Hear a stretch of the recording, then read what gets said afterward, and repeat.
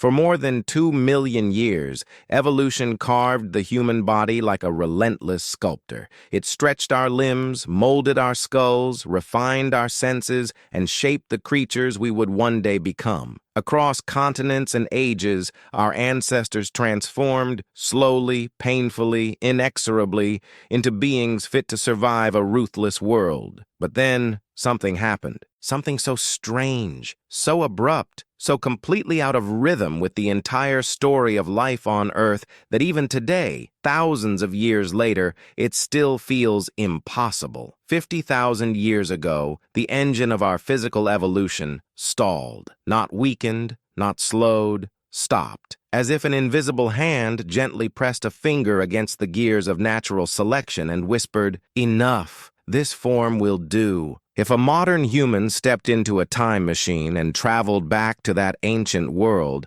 back to a landscape of ice, stone, fire, and fear, they would find people indistinguishable from us. Their bones, the same. Their muscles, the same. Their faces, strikingly modern, with rounded skulls, vertical foreheads, familiar jaws. Their hands, capable, dexterous, ready for creation or destruction. Their eyes, reflecting the same depth of curiosity, fear, imagination, and longing. It is a realization that shakes the foundations of anthropology. We are the same species that walked the Earth 50 millennia ago. Humanity froze in place, and that mystery, this evolutionary pause, casts a long shadow over our past. How did the relentless force that shaped every species simply step aside for us? What halted the sculpting of our bodies while wolves became dogs, apes continued to adapt, and birds evolved elaborate feathers and behaviors? Why did we stop?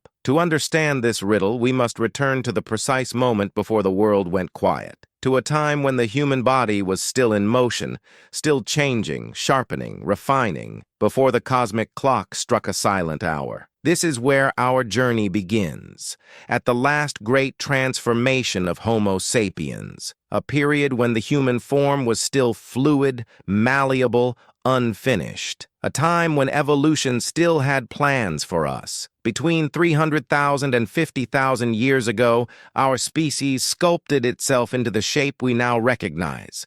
The transformation was enormous, so enormous that it cannot be overstated. Our faces retracted inward, losing the heavy projection of earlier hominins. Our teeth shrank, signaling a new way of eating and preparing food. Our foreheads rose higher, as the brain reorganized itself, not just growing, but reshaping, rewiring into the powerful engine of abstraction, language, memory, and imagination. Our limbs refined themselves for endurance. Not strength, not speed, endurance. We became walkers of continents, travelers of impossible distances, a species that survived not by brute force, but by persistence. The long-distance hunter, the patient one. Bit by bit, in an unbroken ribbon of generations, the human body became what it is today. And then, suddenly, nothing. The fossil record quiets, as if someone dimmed the lights on the evolutionary stage. The physical variations that once defined us,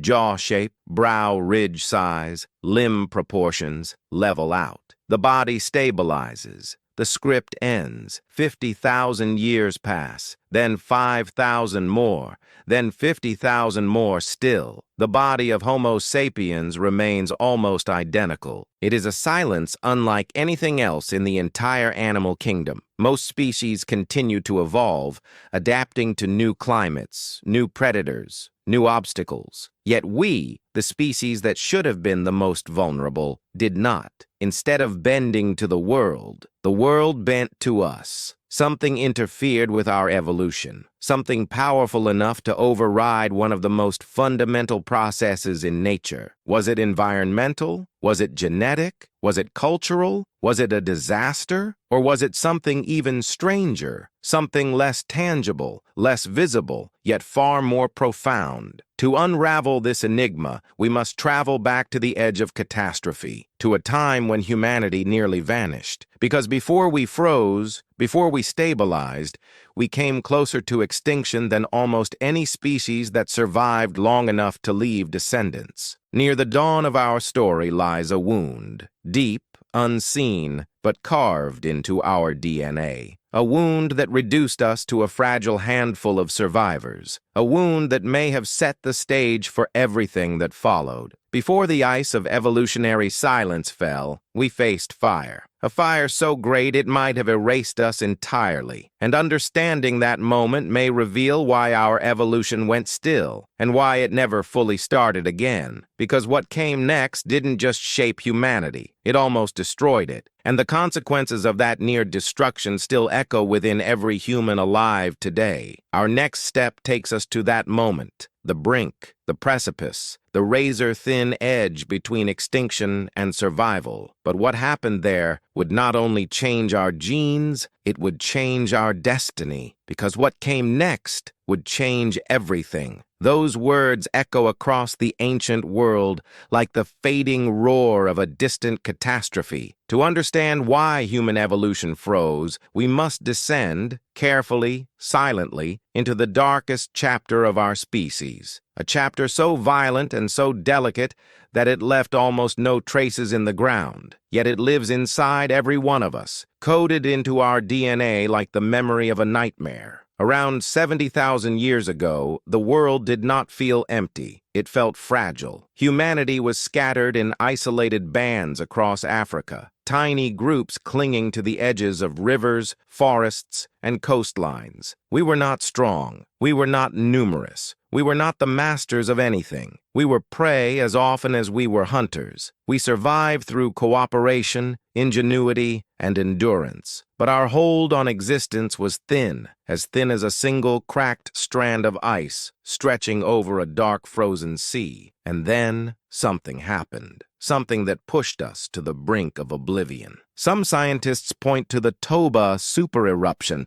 a volcanic explosion so powerful it dwarfed anything seen in recorded history. Imagine a blast that darkened the sky across continents, sending ash clouds rolling across hemispheres. Imagine months without sunlight, temperatures dropping violently, plants withering, animals dying, ecosystems collapsing in a domino effect of silence and cold. Whether Toba was the only cause or part of a larger pattern of climatic turmoil, the outcome was unavoidable. Humanity collapsed. Genetic research reveals the truth with brutal clarity. At one moment in time, somewhere between 70,000 and 55,000 years ago, the human population shrank to somewhere between 1,000 and 10,000 breeding individuals, not tribes, individuals. Picture the entire human species reduced to the population of a single small village. Picture every human alive today, billions of us, descending from the survivors of that tiny, fragile community. This is the genetic bottleneck, a narrowing of diversity so extreme it almost erased the spectrum of variation that evolution depends upon. When a species passes through a bottleneck, it loses possibilities, traits, mutations, variations. Entire biological futures vanish. It is the closest thing to death without dying. In that moment, our evolution did not stop, but it was forced into a narrow corridor. Future changes became limited. The diversity needed for dramatic shifts in physical form evaporated. We survived, but not unscathed. The humanity that emerged from the other side of that bottleneck was not the same humanity that entered it. We were fewer, more vulnerable, and unexpectedly uniform, and that uniformity would shape our destiny. Imagine evolution as a painter with an enormous palette of colors. Before the bottleneck, that palette was broad, filled with potential shapes, sizes, features, and adaptations. After the bottleneck, most of those colors were gone. Evolution could no longer sculpt with freedom. It was restricted to the few shades that remained. This is why so many aspects of modern humans are oddly consistent across the world. The rounded skull, the vertical forehead, the reduced brow ridge, the similar dental patterns. It is not because these features were the final masterpiece of natural selection, but because they were the ones that happened to survive the bottleneck. In that sense, our modern form is not the ideal outcome of evolution. It is the outcome of survival. But the bottleneck did more than freeze our physical diversity. It changed the rhythm of our evolution entirely. When a population is small, random genetic shifts, called drift, become powerful. Some traits disappear simply because the individuals carrying them die by chance. Others spread not because they are useful, but because they happen to exist in the survivors. In other words, the bottleneck introduced an element of randomness into our evolution, an evolutionary lottery. We were shaped not only by natural selection, but by luck. A few hundred unlucky deaths could have ended us. A few hundred lucky births saved us. But here lies the greatest twist in the entire human story. This near extinction did not weaken us. It became the crucible that forged the humanity we recognize today. Because somewhere amid the cold, the ash, the hunger, and the fear, something stirred in the human mind. Something new, something transformative. Perhaps it was born of desperation. Perhaps it was born of shrinking groups forced to rely more deeply on one another. Perhaps it was born of crisis, when only the most cooperative, the most innovative, the most communicative could survive. Whatever the cause, a spark ignited. A spark that would break the rules of evolution forever. Because after the bottleneck, humanity did not grow stronger in body. We grew stronger in mind. It is no coincidence that the explosion of symbolic behavior, art, advanced language, ritual, complex tools, emerges soon after our brush with extinction. When evolution had no more body to refine, it turned to the only place left with room to grow, the mind. And once the mind awakened, the rules of survival changed. The environment no longer shaped us. We began shaping the environment. Never before in the history of Earth had a species replaced biological evolution with cultural evolution. Never before had a species taken the reins from nature and begun rewriting the script of survival itself. The bottleneck nearly killed us, but it also pushed us toward a new kind of evolution, one that would soon outpace the natural world entirely. And that transition leads us to the next revelation in our story. Because after we survived the fire, we did something no other species ever had. We invented a way to evolve without changing our bodies. And in doing so, we unknowingly froze the shape of our species for the next 50,000 years. But how did we make that impossible leap?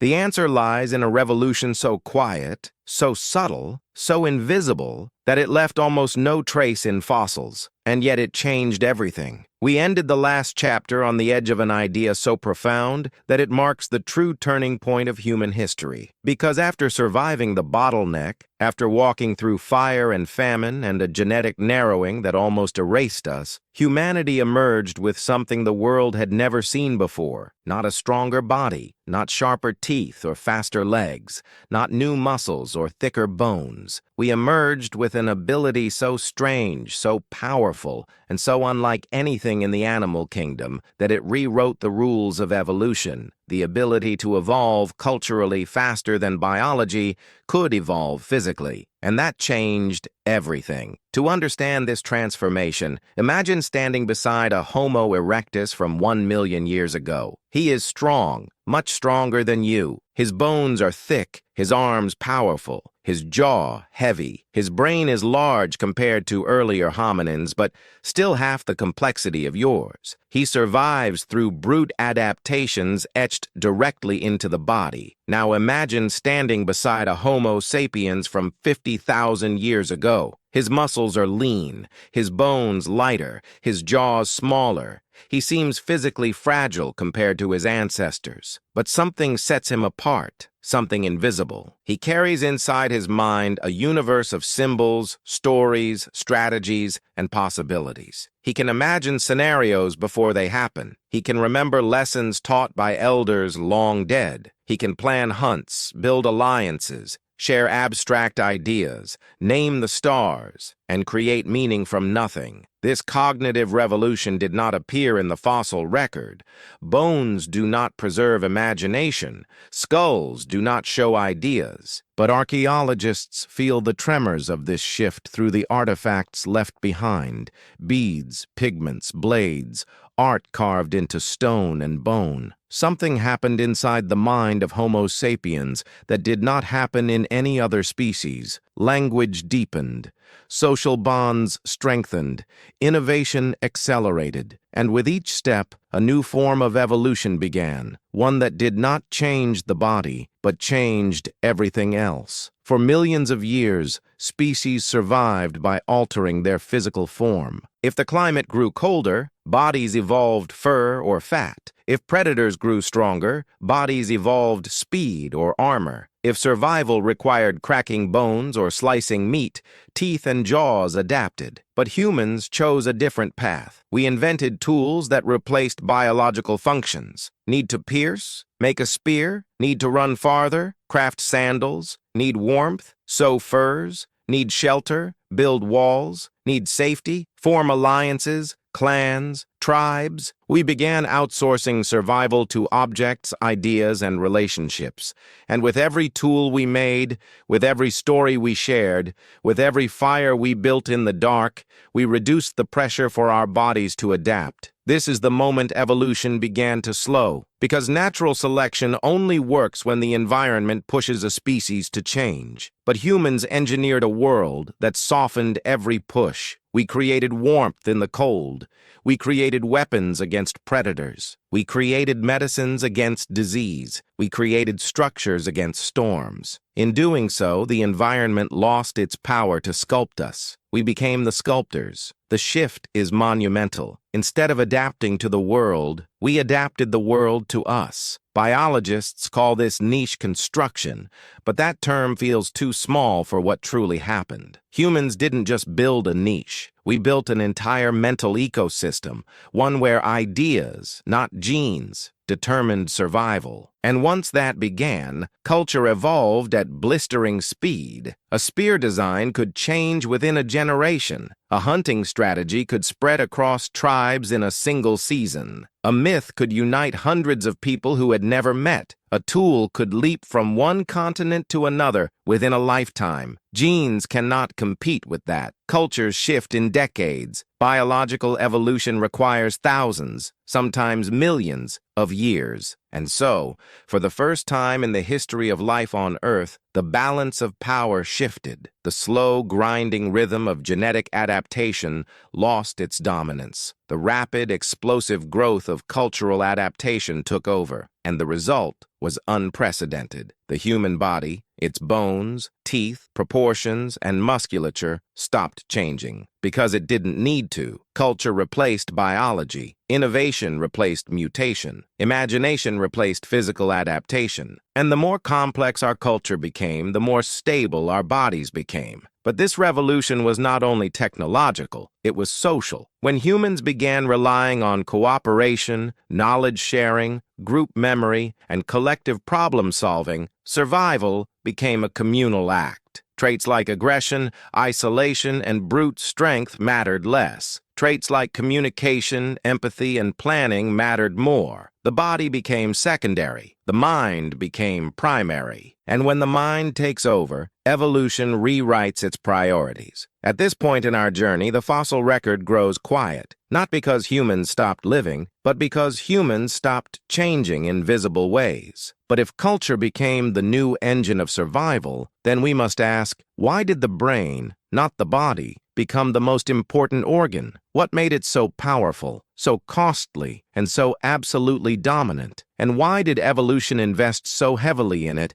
even after the bottleneck nearly erased us? The answer leads us to the most expensive trade in the history of life. Because the brain's rise came with a price so immense that evolution had to sacrifice everything else to keep it running. What the brain gained, the body lost. And understanding that exchange brings us closer to the final truth of why human evolution froze. Because once the brain became our greatest weapon, our bodies had no reason to change ever again. But that story of cost, sacrifice, and dominance awaits in the next chapter. And what comes next will change how you see the human body forever. The last block ended with a revelation, one that quietly rearranged the architecture of our destiny. Once culture replaced biology, the human mind became the primary engine of survival. But the rise of the human brain was not an effortless ascent. It was not a gift. It was a trade, a brutal negotiation between nature and necessity, a compromise so extreme that it reshaped the entire human form. Because the brain we carry today, the one that dreams and builds and fears and wonders, didn't come for free. It demanded payment, and that payment was extracted from every part of the human body. Let us begin with a simple truth. The human brain is one of the most energy-hungry organs on the planet. Just sitting quietly, doing nothing, it devours roughly 20% of all the calories we consume. When a child is growing, the brain consumes even more, up to 50% of their total energy. No other organ in the animal kingdom is so expensive. So if the brain was going to grow, if it was going to expand, reorganize, develop language centers, theory of mind capacity, long-term memory, symbolic reasoning, something else had to shrink. And evolution shrinks ruthlessly. The first sacrifice was muscle. Compared to our ancestors and compared to other primates, humans are shockingly weak. A chimpanzee is smaller than most adult men, yet it can overpower us instantly. Its fibers are stronger. Its grip is bone-snapping. Its raw power is something our species abandoned long ago. Evolution made a choice: strength or intelligence. It chose intelligence. Next came bone density. Our skeletons are surprisingly light. Earlier hominins like Homo erectus carried frames built for stress, thick, heavy, resistant. We carry frames designed for efficiency. Our bones grew thinner so our bodies could devote more resources to the brain. Then came the jaw. Look at a Neanderthal jaw, and you see architecture built for crushing, grinding, tearing.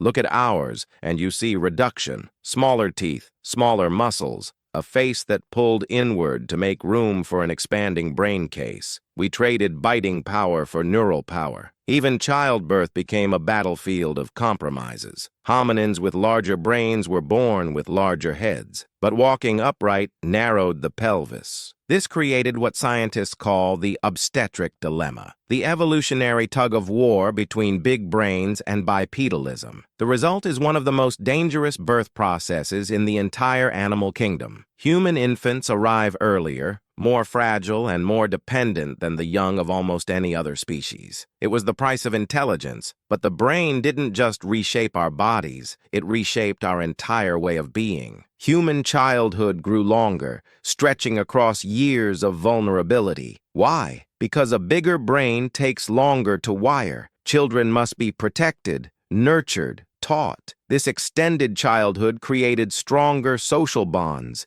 deeper cooperation, more complex family structures. And those social systems created the foundation for culture. The brain begged for energy. Society paid for it. And the moment we began feeding the brain, protecting it, enriching it, surrounding it with communal support, we created the conditions that allowed cultural evolution to explode forward. But here lies the heart of the mystery. Once the body finished making these sacrifices, once muscles weakened, bones thinned, jaws shrank, pelvises adapted, once the body paid every cost the brain demanded, what else was left to change? Nothing. The brain reached a point, a threshold, where further physical modification offered no survival advantage. Why strengthen the body if we could build tools? Why evolve claws if we could craft blades? Why evolve fur if we could sew clothing? Why evolve sharper teeth if we could cook food? Why evolve faster legs if we could track prey for days using strategy instead of speed? The brain made the body obsolete as an evolutionary battleground. And when the battlefield disappears, so does the war. This is why the fossil record falls silent. Not because evolution stopped entirely, but because evolution could no longer improve what no longer mattered. The body had become a vessel. The brain had become the pilot. And once the pilot took control, survival no longer depended on natural selection. It depended on choices, ideas, cooperation, technology, belief. For millions of years, evolution was sculptor, and we were clay. But after the cognitive revolution, after the near extinction, after the rise of symbolic thought, the roles reversed. We became the sculptor. And yet, there is a deeper twist in this story, one that begins to shape the next chapter of our destiny. Because even though the body froze, the mind continued to evolve, not through bones or muscles or DNA, but through culture itself. Tools changed, stories changed, systems of knowledge changed, weapons changed, social hierarchies changed, food systems changed, migration patterns changed, belief systems changed. And with each cultural transformation, the brain adapted, not physically, but functionally. Think of it this way. The modern human brain is the same shape,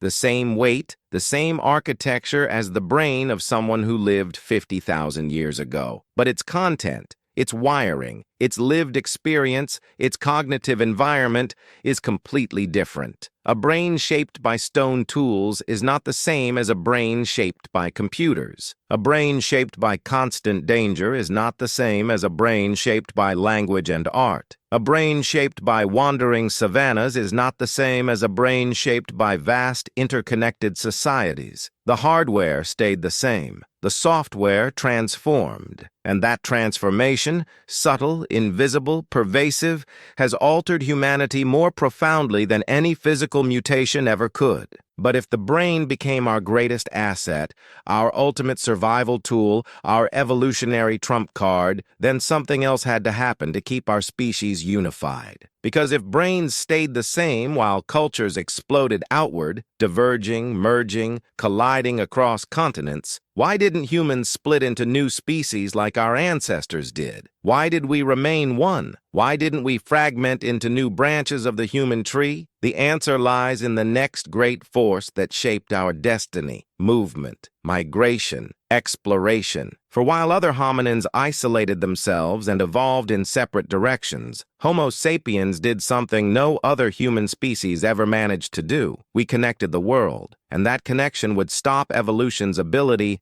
to create new species forever. That story begins in the next block, because once we left Africa, nothing would ever be the same. We ended the last block with a question that echoes across the entire human story. If our ancestors evolved into multiple species, Homo erectus, Neanderthals, Denisovans, why didn't we do the same? Why didn't Homo sapiens fracture into separate branches as we spread across the planet? Surely, with oceans, deserts, mountains, and ice separating ancient populations, evolution should have split us into multiple species again, but it didn't. And the reason reveals one of the most extraordinary, overlooked truths in our entire evolutionary history. Humans didn't diverge because humans never stopped moving. The story begins roughly 60,000 years ago when a small band of survivors crossed from Africa into the Arabian Peninsula.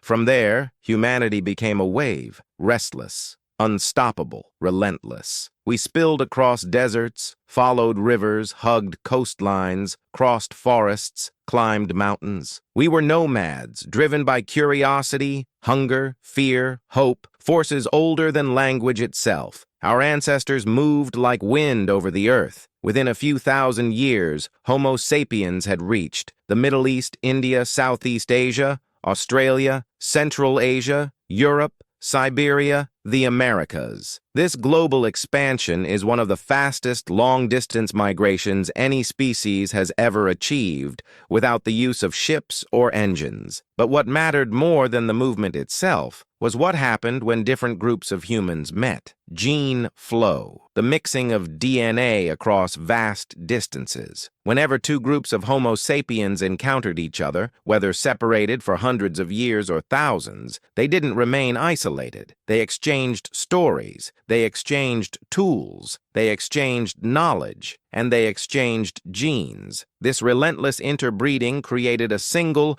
unified human species stretching across the planet. A species connected by blood, culture, and identity, even in eras when no one could imagine the shape of the world. Anthropologists call this panmixia, a global mixing of populations that prevents divergence. But the reality is even more poetic. Humanity became a river, not a tree. Branches didn't split. Branches merged, flowed together, became one. This is what prevented new human species from emerging. No group stayed isolated long enough. No population reached the genetic distance required for speciation. No community remained alone on an evolutionary island. We refused to stay still. But this mixing did more than stop speciation. It shaped the humans we are today. Let's imagine two ancient groups thousands of miles apart. One lives in cold climates, faces harsh winters, scarce food, long dark months. The other lives in warm tropics, abundant resources, stable seasons, dense vegetation. Left alone for hundreds of thousands of years, these groups would diverge dramatically. Skin, bones, teeth, metabolism, immunity, everything would shift toward the pressures of each environment. Given enough time, they might even become separate species. But Homo sapiens did not grant evolution that time. Instead of isolating, we connected. A long journey, a wandering tribe, a shifting climate, a migrating herd. Any of these could bring distant groups back into contact. And when they met, the genetic differences between them blended like colors in a watercolor painting. What would have become two species became one species with shared diversity, and this diversity, this constant blending, became the foundation of our global identity. But migration did something even more profound. It exposed humans to new ideas. Stone tools from Africa reached Europe. Fire-making techniques from Eurasia reached Southeast Asia. Symbolic art moved from caves to coastlines. Stories, myths, rituals, hunting strategies, all traveled with migrating families. Culture moved faster than genes. Innovation spread faster than mutation. Knowledge leapt from tribe to tribe, weaving humanity together. This cultural exchange further reduced the need for physical evolution. If a group lacked a tool, they could simply learn it from neighbors. If a group lacked a survival technique, they could adopt it through observation. If a group faced a new climate, they adapted through clothing, shelter, and cooperation, not through growing thicker fur or different limbs. And each time culture solved a problem, natural selection lost a little more power. Migration softened the environment's grip. Interbreeding softened the genetic drift. Culture softened the pressures of survival. All three combined to create something evolution rarely permits: a stable species. For 50,000 years, the blink of an eye in geological time, our body remained the same. Not because evolution died, but because evolution had nothing left to change that culture couldn't solve faster. And so, while wolves became dogs, while bison evolved thicker coats, while birds altered their calls and feathers, Homo sapiens remained physically still. But there is an even deeper twist to this story, because the end of speciation did not mean the end of change. It simply meant that the changes moved inward, beneath the skin, into physiology, metabolism, immunity, and behavior. Small changes. Invisible changes, changes that don't appear in bones but are unmistakably present in our DNA. But before we reach that chapter, we must examine one more force, one last evolutionary silence. Because as culture rose and migration spread, something extraordinary happened. The pressures of survival began disappearing. The world no longer demanded new bodies. We demanded new ideas. And this shift, when biology stepped aside and culture took full control, marks the final pause in our visible evolution. But how does a species survive without pressure? How does evolution continue when the environment stops pushing? And what does that mean for the humans of today? Those answers unfold in the next block, because soon we will step into the present and see the changes happening right now, hidden in places the fossil record cannot see. We ended the last block with a world in motion, a world where humans migrated endlessly, mixing their genes and their cultures, preventing our species from ever fracturing into new branches. But migration alone cannot explain why human evolution slowed to a crawl. There was another force at work, subtle, sweeping, and utterly unprecedented in the history of life. For billions of years, every living organism, from the first cell drifting in ancient oceans to the largest animals roaming the continents, was shaped by one unbreakable rule: adapt or die. Natural selection was not gentle, it was not flexible, it did not negotiate. If an organism's body failed to match its environment,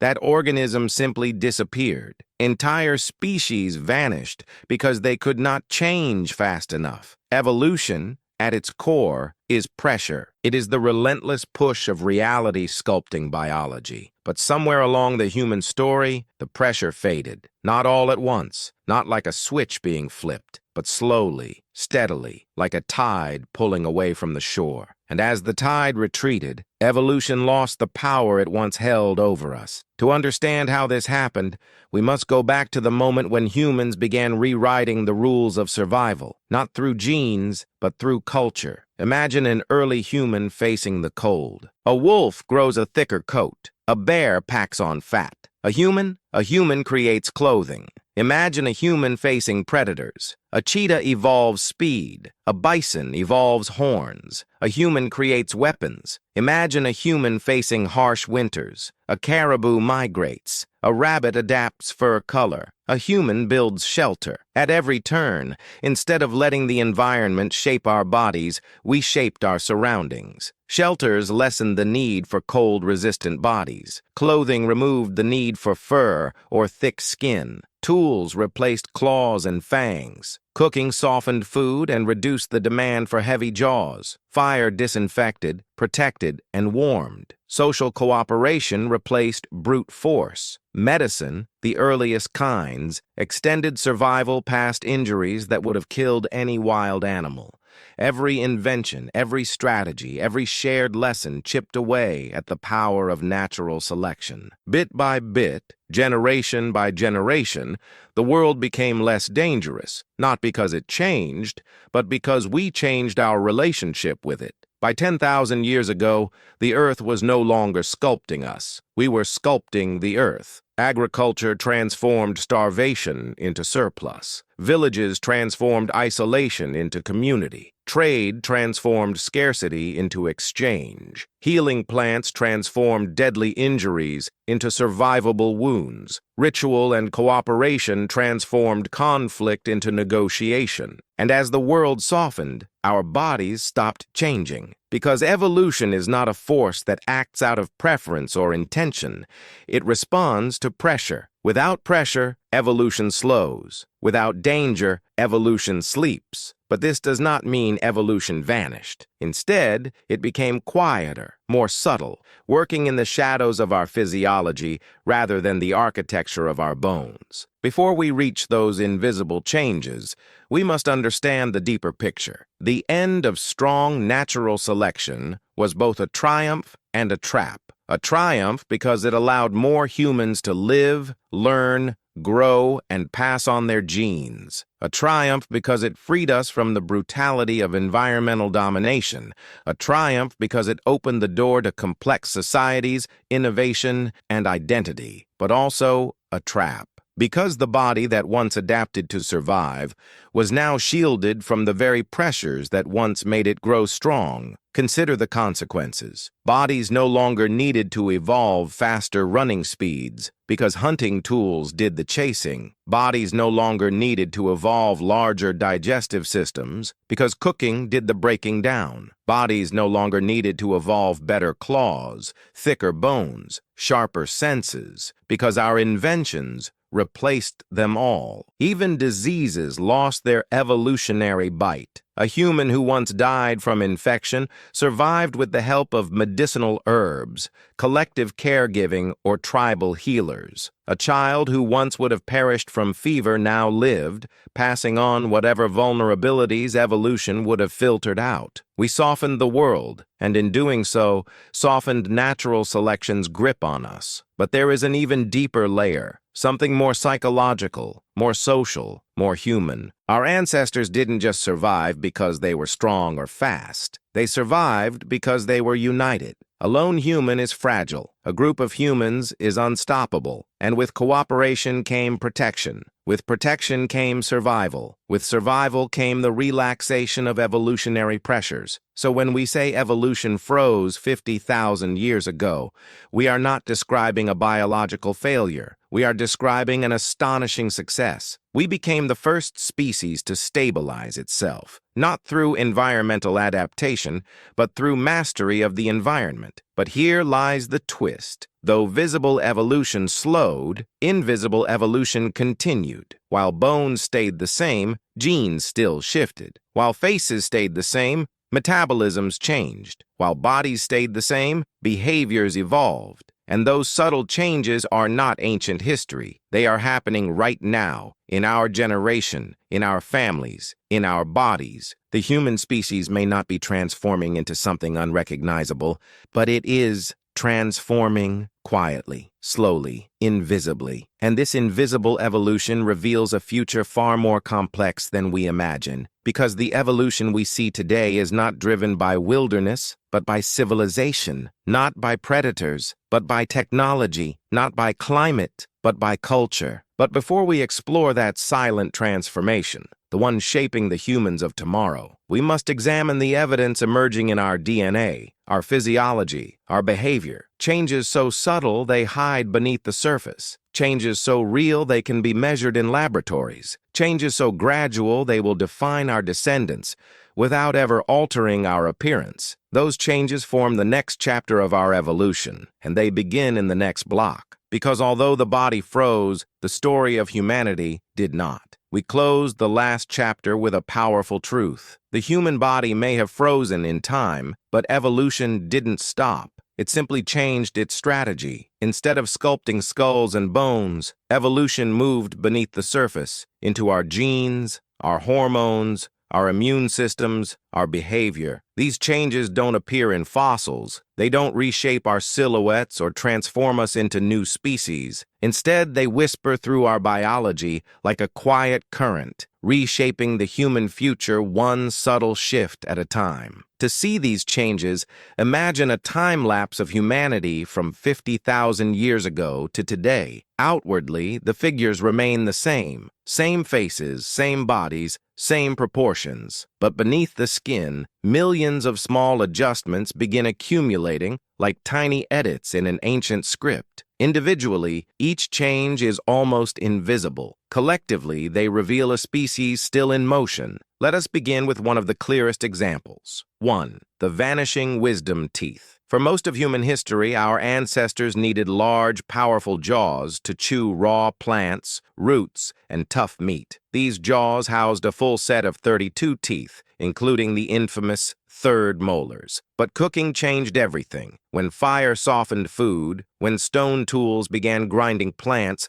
when diet shifted toward easier-to-chew meals, our jaws gradually shrank. Today, millions of people never develop wisdom teeth at all, a sign that evolution is quietly phasing them out, not through dramatic mutation, but through lack of necessity. Evolution doesn't remove what is dangerous, it removes what is unnecessary. 2. The rise of longer limbs. Recent measurements across global populations reveal a slow but consistent trend toward slightly longer arms and legs. Not dramatic, just a quiet elongation, subtle enough to go unnoticed in daily life. Why? Because mobility, walking, carrying, reaching, remains essential in nearly every lifestyle humans create. We may no longer chase gazelles across savannas, but our modern world still rewards efficient movement. Evolution continues, but in whispers, not shouts. 3. The decline of aggression. Fossils cannot record temperament, but genes can. Across multiple human populations,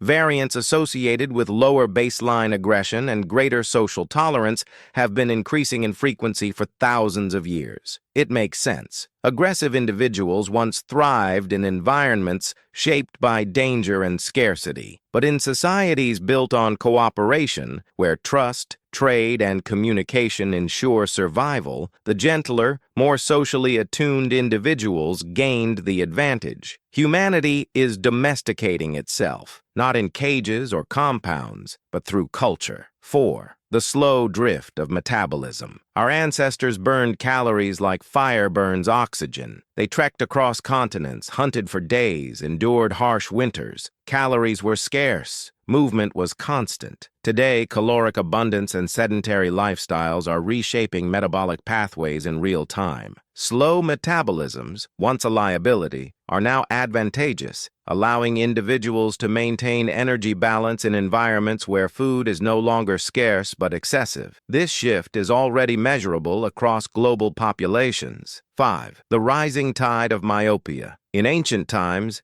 near vision was rarely a matter of survival, but in a world shaped by reading, screens, close work, and crowded urban living, genes associated with myopia are becoming more common. Is the modern world weakening our eyesight, or is evolution adapting us to a new visual environment? Perhaps both. Evolution doesn't choose good or bad, it chooses what works now. 6. The immune system's new landscape. As humans migrated, settled, farmed, expanded, we encountered new microbes, new diseases, new environments. Our immune systems adapted constantly, not through visible changes, but through genetic shifts that remain active even today. Populations across the world carry distinct immunological adaptations, shaped by ancient plagues, local pathogens, and dietary transitions. These invisible battles left lasting marks on our DNA. 7. The social brain's transformation. Here lies the most fascinating of all subtle changes. The human brain,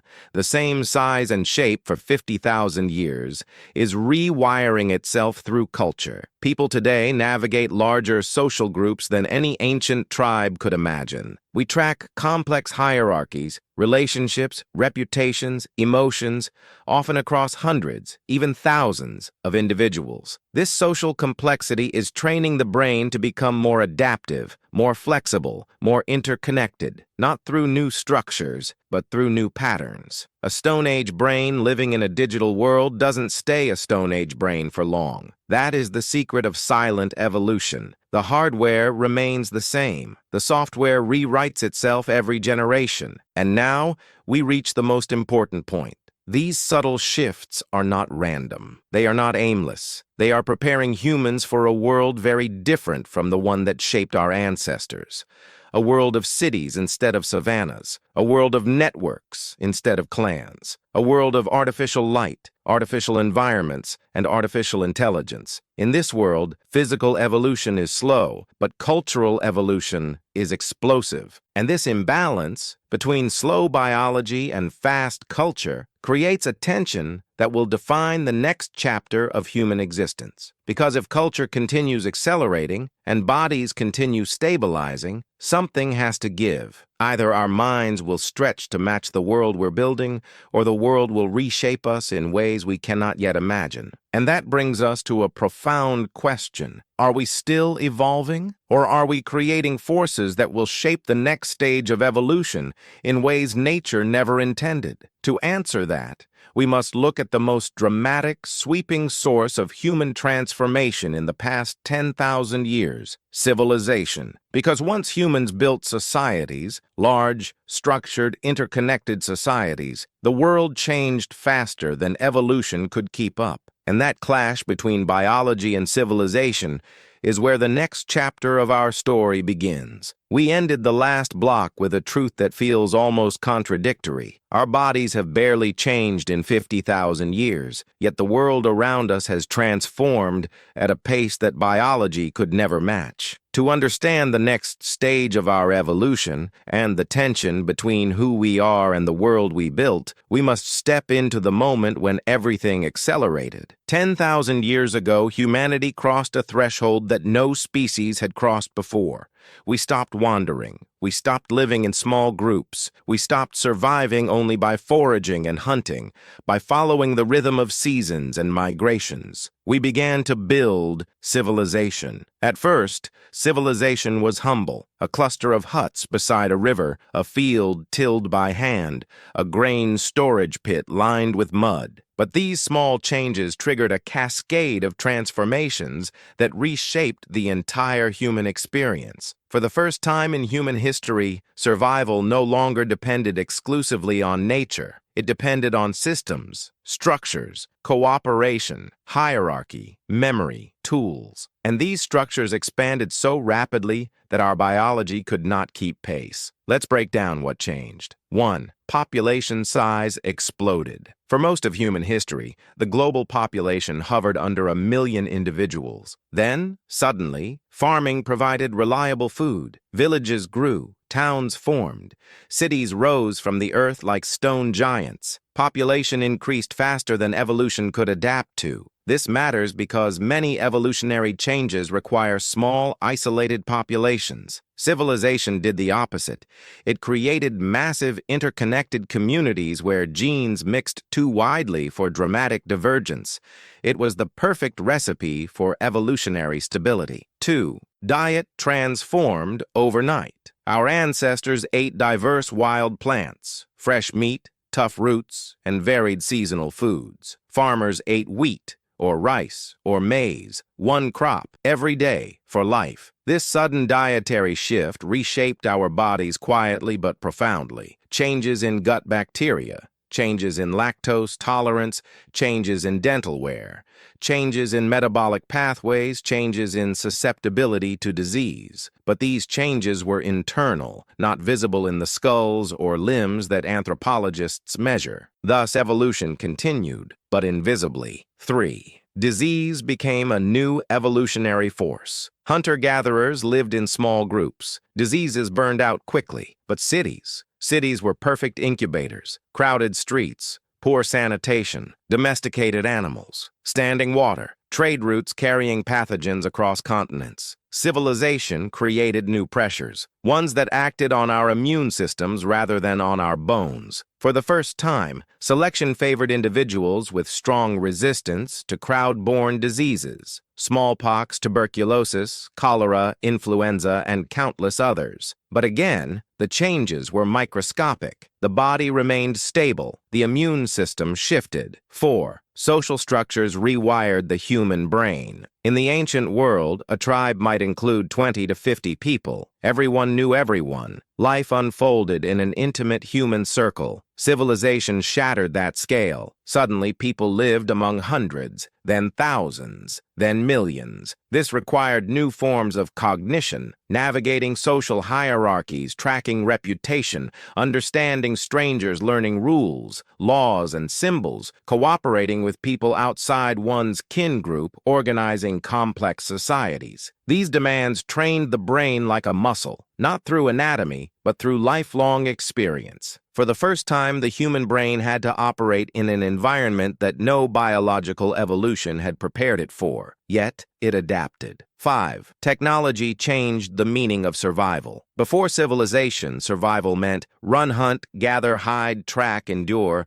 After civilization, survival meant plan, coordinate, store, build, communicate, trade, innovate. Strength mattered less. Strategy mattered more. Brute force mattered less. Social intelligence mattered more. This shift further reduced the need for physical evolution. Culture had become the ultimate survival tool. But all of this leads to a deeper truth, one that defines our species. Humans created an environment so artificial, so accelerated, so disconnected from the world that shaped our bodies that biology could no longer respond in time. We outran evolution. The savannah mind woke up in a city. The hunter's body woke up in a sedentary world. The small tribe social brain woke up in civilizations with millions of people. This mismatch between biology and civilization is not a flaw. It is our defining condition, and it explains why, even though our skeletons haven't changed in 50,000 years, our inner landscape continues to shift. The world keeps evolving, even if our genes can't keep up. But this raises a profound question. If culture evolves faster than biology, and civilization evolves faster than culture, what comes next? Are we headed toward a future where evolution becomes something entirely new, something guided not by nature, but by our own inventions? To answer that, we must look at the next and final frontier of human evolution, the merging of biology, culture, and technology. Before we go there, though, we need to complete the ancient arc, the story of how humans became the species that stopped evolving, even as evolution continued invisibly within us. In the next block, we will explore the consequences of these subtle transformations and how they are shaping the human species right now in ways both remarkable and unsettling. Because the evolution of humanity is not over, it has simply gone quiet. We ended the last block at a crossroads, standing between the world we were built for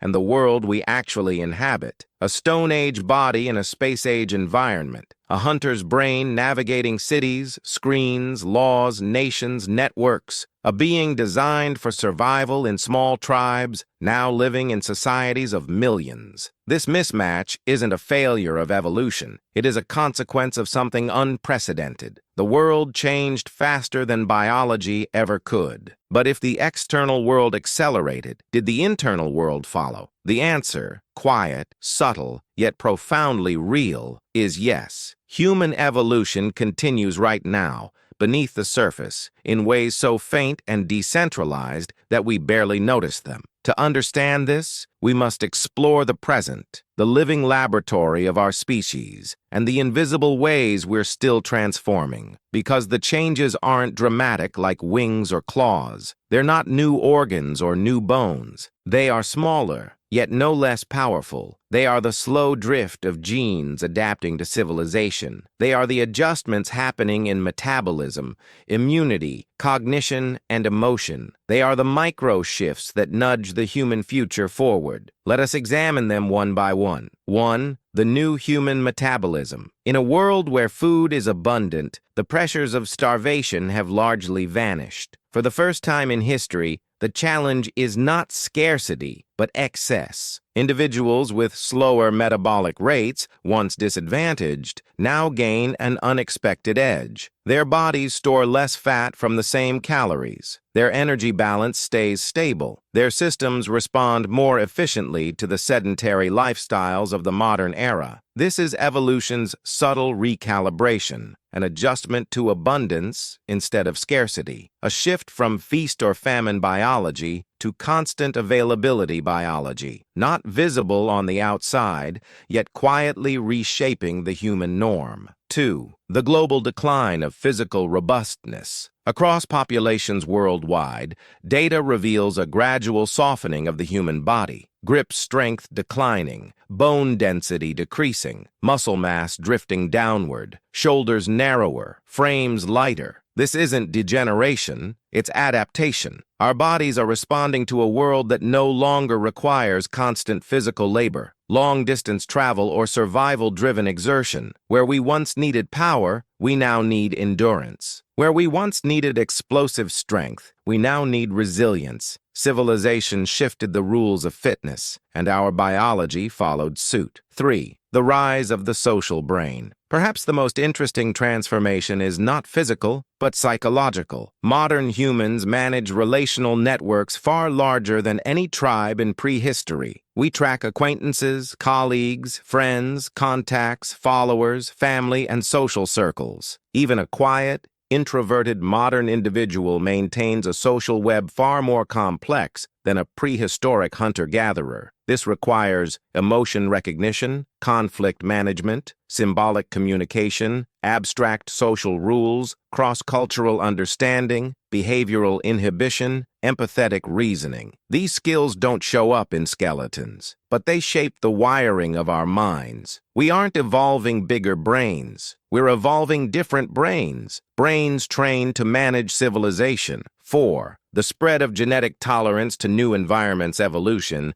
didn't stop with migration. It adapted to it. Populations developed. Lactose tolerance, malaria, resistance, high-altitude oxygen, efficiency, cold climate vascular adaptations, skin tone variations tied to UV exposure, digestive changes linked to agricultural foods, immunity shaped by ancient epidemics. These adaptations are recent, many within the past 10,000 years. They're invisible to the eye, but they shape the internal landscape of humanity's diversity. The body looks the same. The biology changes. 5. The emotional shift toward lower aggression. Civilization rewards cooperation, not conflict. Across multiple studies, genes linked to reactive aggression have gradually decreased in prevalence. Meanwhile, genes and behaviors tied to empathy, patience, and long-term planning have increased. This is a form of self-domestication, not animals taming us, but us taming ourselves. Humanity grows calmer as societies grow larger. It is a shift as invisible as it is profound. 6. The genetic mosaic of modern populations. Migration didn't just mix humanity, it layered us. Modern humans carry DNA from ancient African lineages, Neanderthals, Denisovans, regional adaptations, local environmental pressures, post-agricultural shifts, disease resistance markers, and thousands of microvariants. Each population carries a unique mosaic of ancient and modern influences stitched together across thousands of migrations. This mosaic continues to evolve today as global travel accelerates, as people mix across continents, as new combinations appear in each generation. We are not one lineage. We are millions of lineages braided together, and that braid is still being woven. 7. The cognitive adaptation to information overload. Our ancestors lived in a world where information was scarce. Today, information is constant, relentless, overwhelming. Our brains respond by evolving new habits, filtering, prioritizing pattern recognition, multitasking, adaptive attention memory, outsourcing to devices. These are not genetic changes, not yet, but they influence how neural pathways develop. The Stone Age brain is learning to swim in an ocean of information, and the next generations may inherit a brain shaped from birth by digital stimuli. This is cultural evolution preparing the ground for future biological evolution. But here lies the crucial point. All of these changes, metabolic, immunological, social, emotional, cognitive, are adaptations to civilization. They are responses not to nature, but to the world humans created. This means something profound. Humanity is still evolving, but now we evolve toward our own inventions. We evolve toward cities, toward networks, toward technology, toward an artificial environment that grows more complex every generation. We are not being shaped by wilderness. We are being shaped by ourselves. And this leads us to the threshold of something unprecedented, a future where evolution is no longer driven by nature, but by humanity's own choices. The next stage of this story, the one unfolding right now, will challenge everything we believe about what it means to be human. Because we are entering an era where evolution may no longer be random or slow or silent, an era where evolution becomes intentional, guided, directed, engineered. But before we cross that threshold, we must finish the ancient arc, the philosophical core of this narrative. Because before we talk about the future, we must understand the profound, haunting realization that brought us to this point. Humanity became the species that stopped evolving, not because evolution ended, but because we mastered the forces that once controlled us. That truth unfolds fully in the next block. We close the last block with a revelation that sits at the center of the human journey. Evolution didn't abandon us. We outgrew it. We built a world so malleable, so engineered, so culturally dense that the forces that shaped all life on Earth could no longer act on us the way they once did. But this creates a paradox so deep, so strange, that it reshapes the way we understand our place in nature. Humanity is the species that evolved to stop evolving. To grasp this paradox, we must revisit the ancient arc with fresh eyes, not as separate events, but as a single, interconnected chain, a chain forged by catastrophe, strengthened by cooperation, guided by imagination, and ultimately liberated from biology itself. Let us look at how each link in that chain built the next. 1. The bottleneck. When survival narrowed our future. 70,000 years ago, humanity nearly disappeared. Our population shrank to a fragile handful, a few thousand individuals scattered across Africa. That moment did something irreversible. It wiped away vast swaths of genetic diversity. We emerged from the bottleneck not as a species rich in variation, but as a species unified by survival, a single template, a body plan preserved by circumstance. This was the first freeze. 2. The cultural explosion, when ideas outran biology. 50,000 years ago, the mind awakened. Symbolic thought emerged. Language blossomed. Tools multiplied. Cooperation deepened. Stories united tribes. Myths defined identity. Memory became a force of survival. This was the moment evolution lost control. Biology moves in millennia. Culture moves in moments. Tools replaced claws. Clothing replaced fur. Shelter replaced anatomical cold adaptation. Weapons replaced brute strength. Fire replaced digestive change. And with every new cultural innovation, the need for physical adaptation weakened. This was the second freeze. 3. The brain's bargain. When intelligence rewrote the body, the human brain demanded enormous energy. To feed it, evolution carved away muscle, bone, and jaw. The body became lighter, thinner, more fragile, a vessel optimized for cognitive dominance. At this point, the body had reached equilibrium. There was no further advantage in modifying our bones or faces. All useful adaptation could be solved faster through culture than through evolution. This was the third freeze. 4. The Great Mixing. When migration united the human species, our ancestors did something no hominin before had ever done. They connected the world. Instead of diverging into isolated populations, humans continuously mixed, trading genes, stories, and ideas. Every time two groups met, they blended. Differences merged. Isolation shattered. New species didn't form because populations didn't stay apart long enough for evolution to push them in different directions.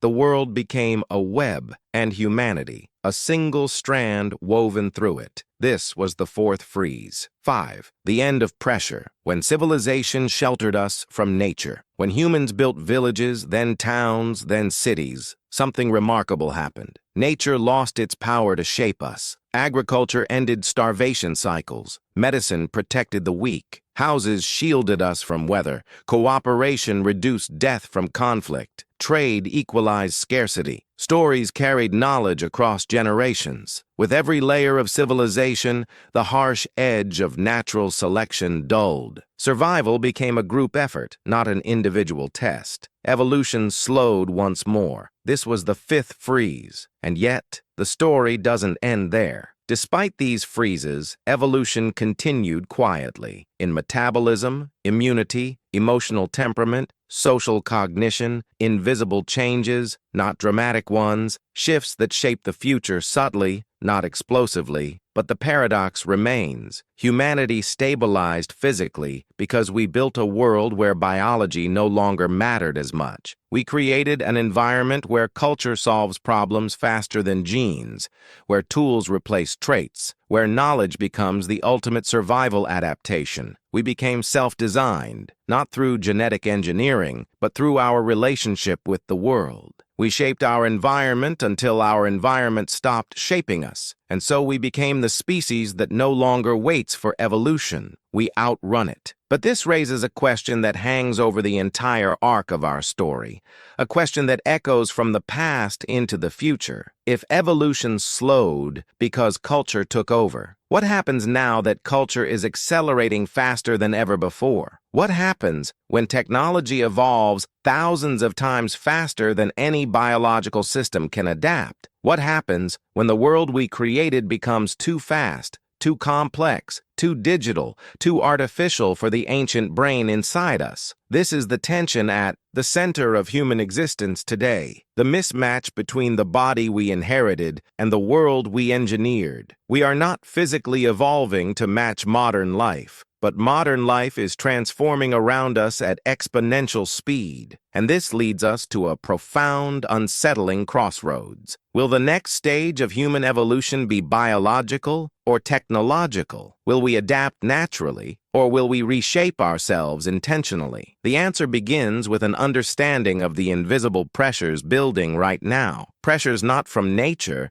but from civilization itself. Because even if evolution slowed, it never stopped. It simply waits for new forces to awaken it. The next block explores the new pressures emerging today. Pressures unlike anything our ancestors faced. Pressures that may push humanity into a new chapter of transformation, whether we're ready or not. Because the story of humanity is not frozen. It is coiling, gathering, preparing. And what comes next may be the most dramatic shift of all. We ended the last block at a threshold, the moment when the ancient forces that once shaped humanity finally fell silent. But silence in evolution is never the end. It is only an intermission, because even though nature no longer sculpts us through cold, hunger, predators, and wilderness, a new set of pressures has emerged. Pressures born not from forests or savannas, but from the world humans created. Civilization is no longer a shelter. It is an ecosystem of its own,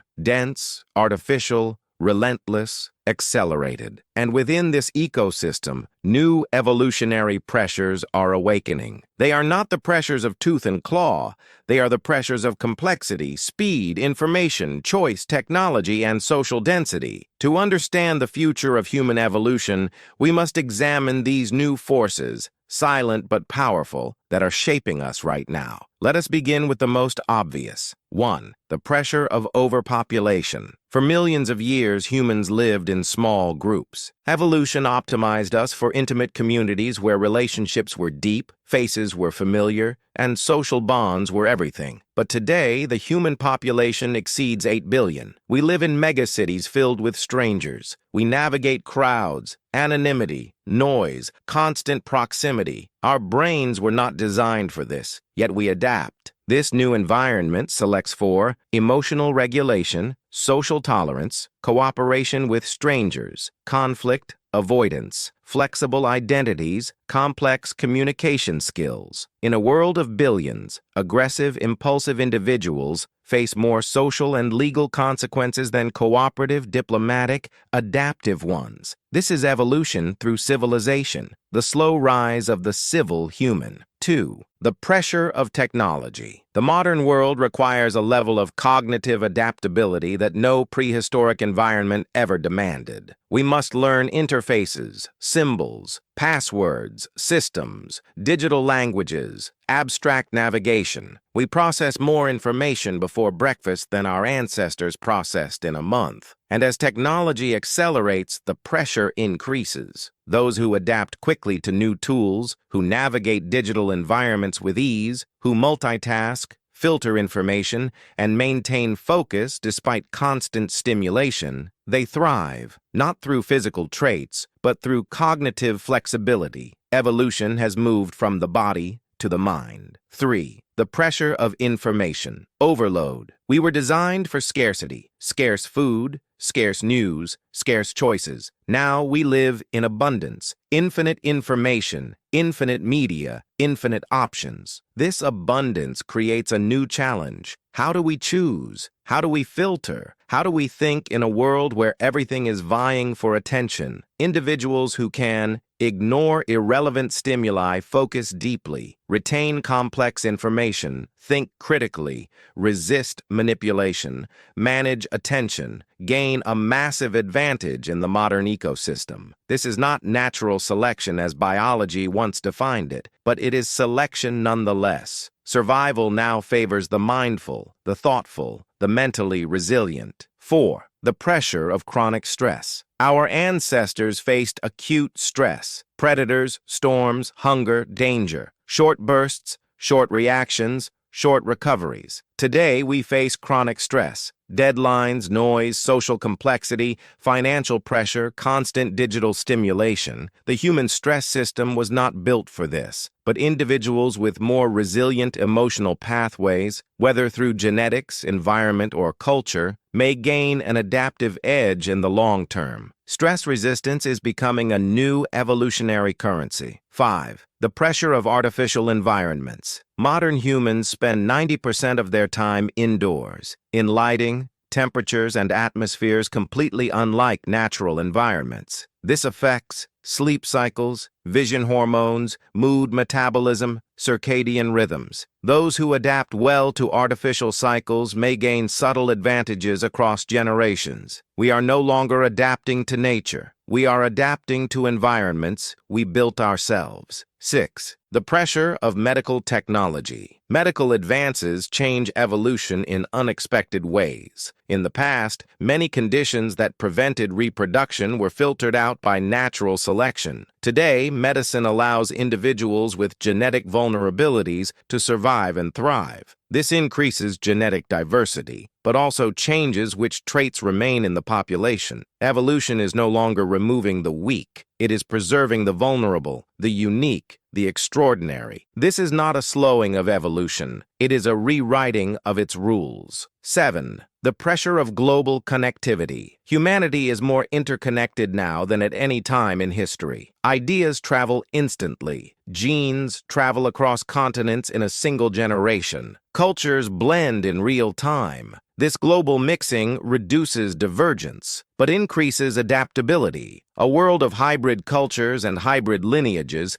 creates a species more flexible, more resilient, more capable of navigating rapid change. We are becoming a global organism, interlinked, interdependent, constantly exchanging information and identity. 8. The pressure of artificial intelligence (AI) is the newest force, but perhaps the most transformative. It changes how we think, how we learn, how we communicate, how we make decisions. Humans who can collaborate with algorithms, who can offload tasks to machines, who can adapt to this augmented reality, will thrive. Those who cannot may struggle. This is not an enhancement of biology, but a partnership with it. The line between evolution and technology is already beginning to blur. But here lies the deeper truth. All these pressures, overpopulation, technology, information, stress, medicine, globalization, AI, are not external forces. They are internal. They come from us. This means something unprecedented. For the first time in the history of life,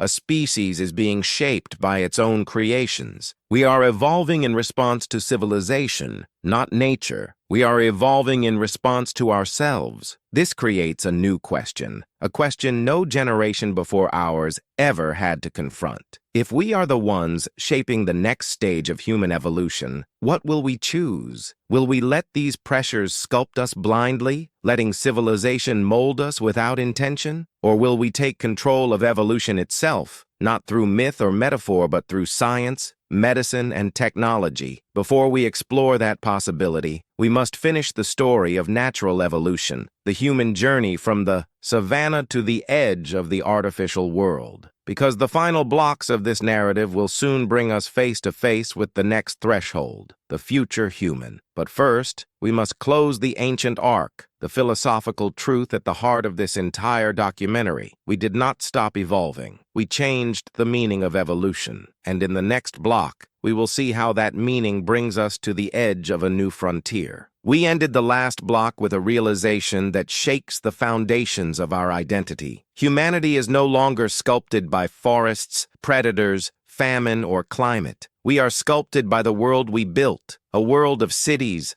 technologies, medicines, machines, and endless information. But this brings us to a profound turning point in the human story. Because if evolution once relied on blind forces of nature, and if culture has guided us for the last 50,000 years, then we must now ask the question that only this era can ask. What happens when evolution becomes intentional? This question is not philosophical. It is not speculative. It is the reality unfolding around us. Quiet, steady, transforming humanity in ways our ancestors could never imagine. To understand this threshold, we must trace the path that led from natural evolution to cultural evolution to the new frontier emerging today. Let us begin with the idea that lies at the heart of this transformation. 1. The rise of biochoice. For nearly all of history, humans emerged the way they always had, through the genetic lottery. Random mutations, inherited traits, a mingling of ancestry, chance, and circumstance. But modern medicine changed this balance. Vaccines protect the vulnerable. Fertility treatments support reproduction.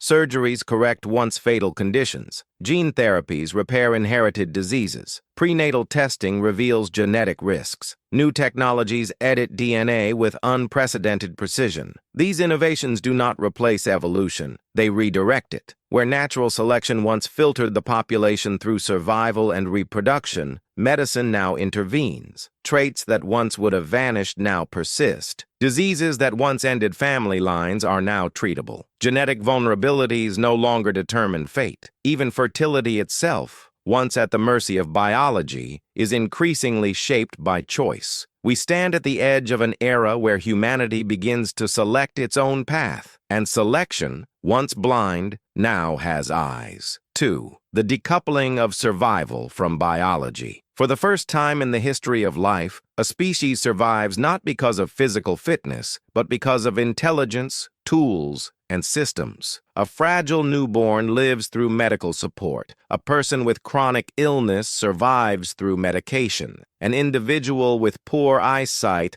thrives with glasses or surgery. Someone with mobility challenges uses technology to move, work, explore. Where nature once enforced strict rules, technology now loosens them. Evolution no longer eliminates the fragile. It protects them. It preserves them. It allows them to contribute to the genetic future of the species. This is not the end of evolution. It is a transformation of its mechanism. We are evolving through inclusion, not exclusion. Through support, not suffering. It is evolution guided by compassion. And compassion, as it turns out, is an evolutionary force. 3. The beginning of cognitive selection. In the ancient world, physical strength mattered. Sharp senses mattered. Endurance mattered. Today, the most valuable traits are adaptability, pattern recognition, emotional intelligence, cooperative behavior, abstract reasoning, learning speed, attention control, creativity. This is not survival of the strongest. It is survival of the cognitively capable. In a world run on information, culture, and technology,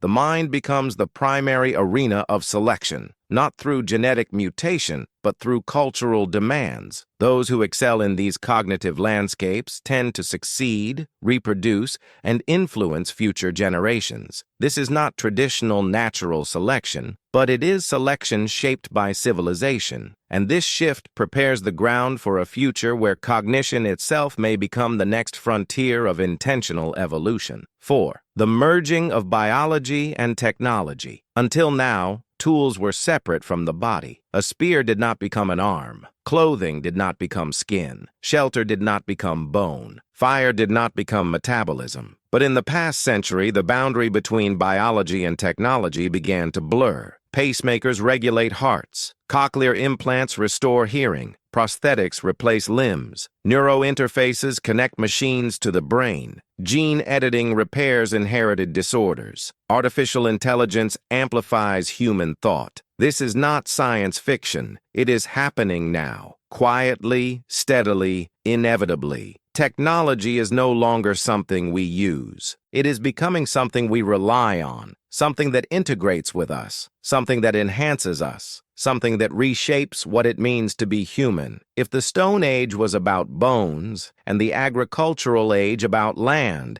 and the industrial age about machines, then the next age, the one forming right now, is about the merging of our biology with our inventions. Evolution is no longer separate from technology. Technology is becoming the new mechanism of evolution. 5. The shift from random to directed evolution. For billions of years, evolution was blind. Random mutations, accidental advantages, slow adaptation to environment. But now, we modify our habitats, we design our tools, we choose our medical paths, we manipulate our genes, we build artificial environments, we create digital ecosystems, we alter the selection pressures themselves. Evolution is no longer a passive process. It is becoming a dialogue, a negotiation, a partnership between biology and intention. This does not mean we have mastered evolution. We have barely begun to understand its depth. But it does mean we have stepped into a new role, not as subjects of evolution, but as participants in it. 6. The paradox of human destiny. Here we arrive at the paradox that defines the modern era. Humans stopped evolving physically because we evolved the ability to control evolution. Our minds replaced our bodies as the primary survival engine.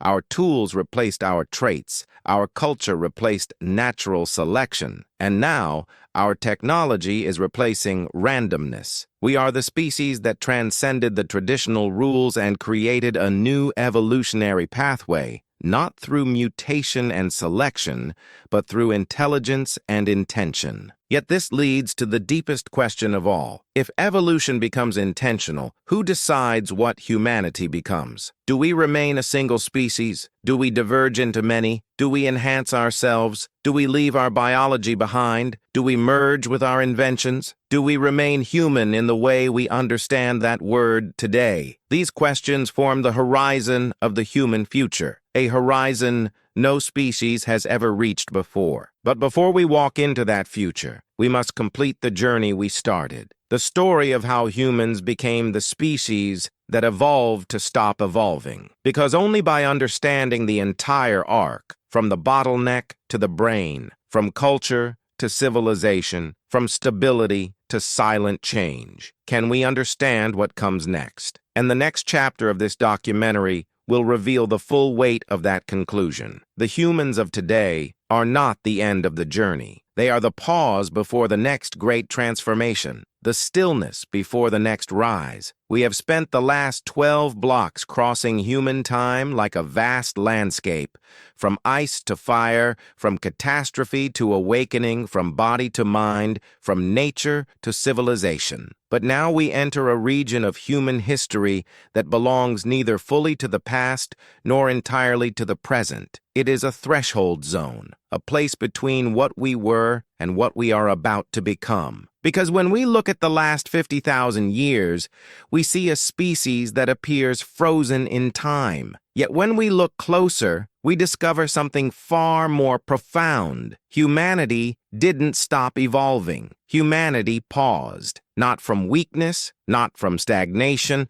not from biological exhaustion, but because we created conditions so safe, so stable, so deeply shaped by intelligence and culture that the ancient rhythm of evolution lost its power over us. However, every pause exists for a reason, and every pause precedes movement. To understand this, we must explore what scientists and philosophers call a transition zone, a moment when complex systems seem motionless, but are actually reorganizing themselves, gathering potential, accumulating energy, waiting for the moment when they will transform. Humanity stands exactly in that place, the stillness before the surge. And that stillness, that illusion of stability, is what many mistake for evolutionary stagnation, but they only see the surface. Beneath it, deeper forces are shifting. 1. The illusion of stasis. If we compare the skeleton of a modern human with one from 50,000 years ago, they are nearly identical, but it would be a mistake to conclude that we stopped changing. Evolution isn't just shape, it's function, it's behavior, its internal chemistry, its neural patterns. It's the relationship between organism and environment. Yes, the body froze, but the environment did not. And when the environment transforms so dramatically,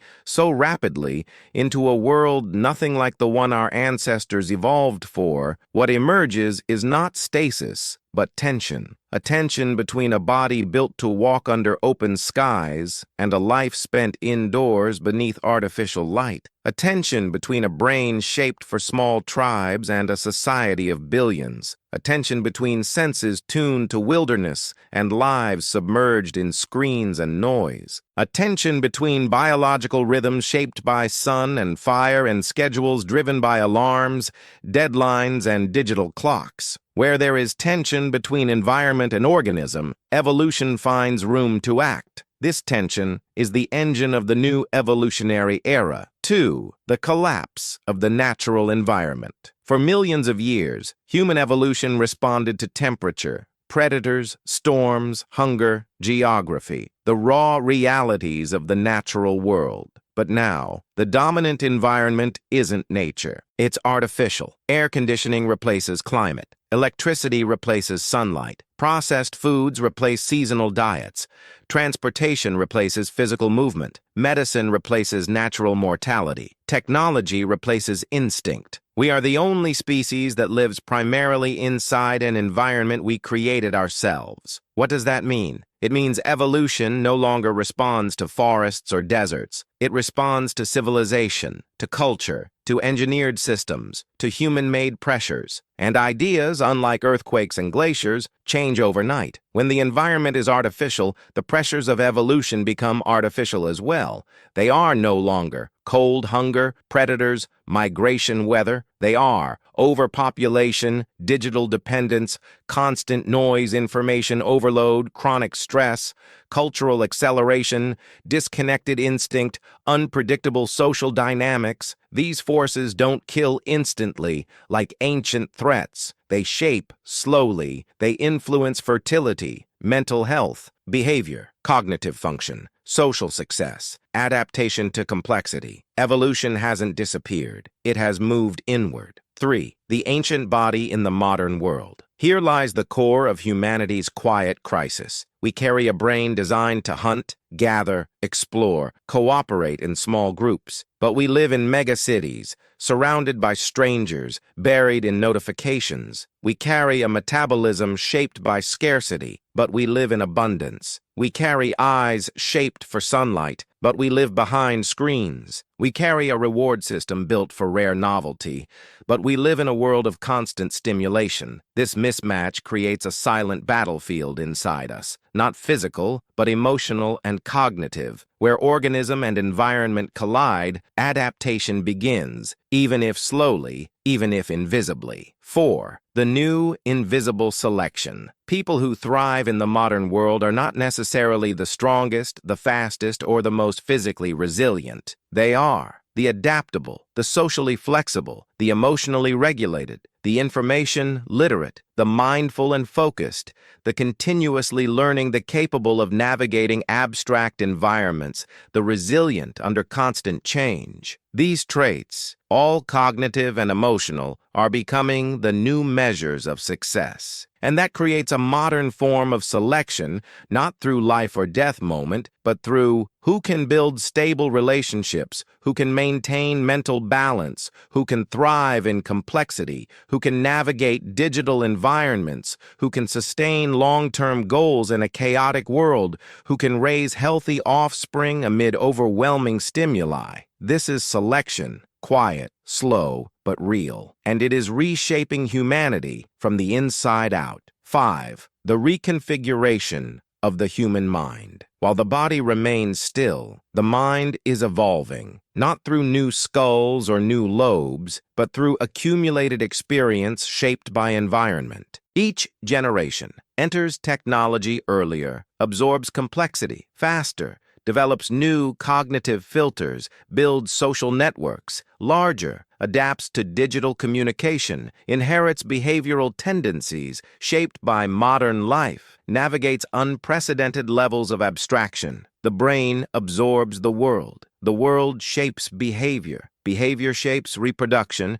and reproduction shapes the next generation. This is evolution in motion, without altering the shape of the skull. It is the evolution of behavior, the evolution of cognition, the evolution of mental architecture. 6. The pause before the next rise. And this brings us to the heart of this chapter. Humanity is living in a pause in physical evolution, not because the story is over, but because we are gathering momentum for the greatest transformation in our history. Species that appear stable are often preparing for a leap, and the push that triggers that leap will not come from ice ages, or predators, or famine, or natural disasters. It will come from us, from the civilization we built, from the technology we invented, from the intelligence we harnessed, from the choices we make, from the pressures we create, from the artificial world that now surrounds us. Human evolution will never again be what it once was, and it will not remain invisible forever. We are standing on the edge of something vast, a fusion of biology and intention, instinct and engineering, nature and self-design. The next movement, the next phase, the next transformation will not resemble anything in our past. And in the next block, we will explore the moment when evolution stops being a natural force and becomes a human decision. We ended the previous block standing in the quiet center of a paradox, a species physically frozen in time, yet psychologically pressed by forces unlike anything the ancient world ever knew. But evolution never sleeps. It waits, it coils, it prepares. And when conditions shift, when pressure returns, evolution curves upward again. The pause ends. Humanity is now approaching that curve. We are entering the moment where the stillness breaks, where the long plateau tilts upward, where the forces shaping us begin accelerating once more. But the new pressures are not the old ones. They are not ice ages or predators or lethal climates. They are not external. They are internal. Humanity itself is the new evolutionary force. Our technology, our culture, our cities,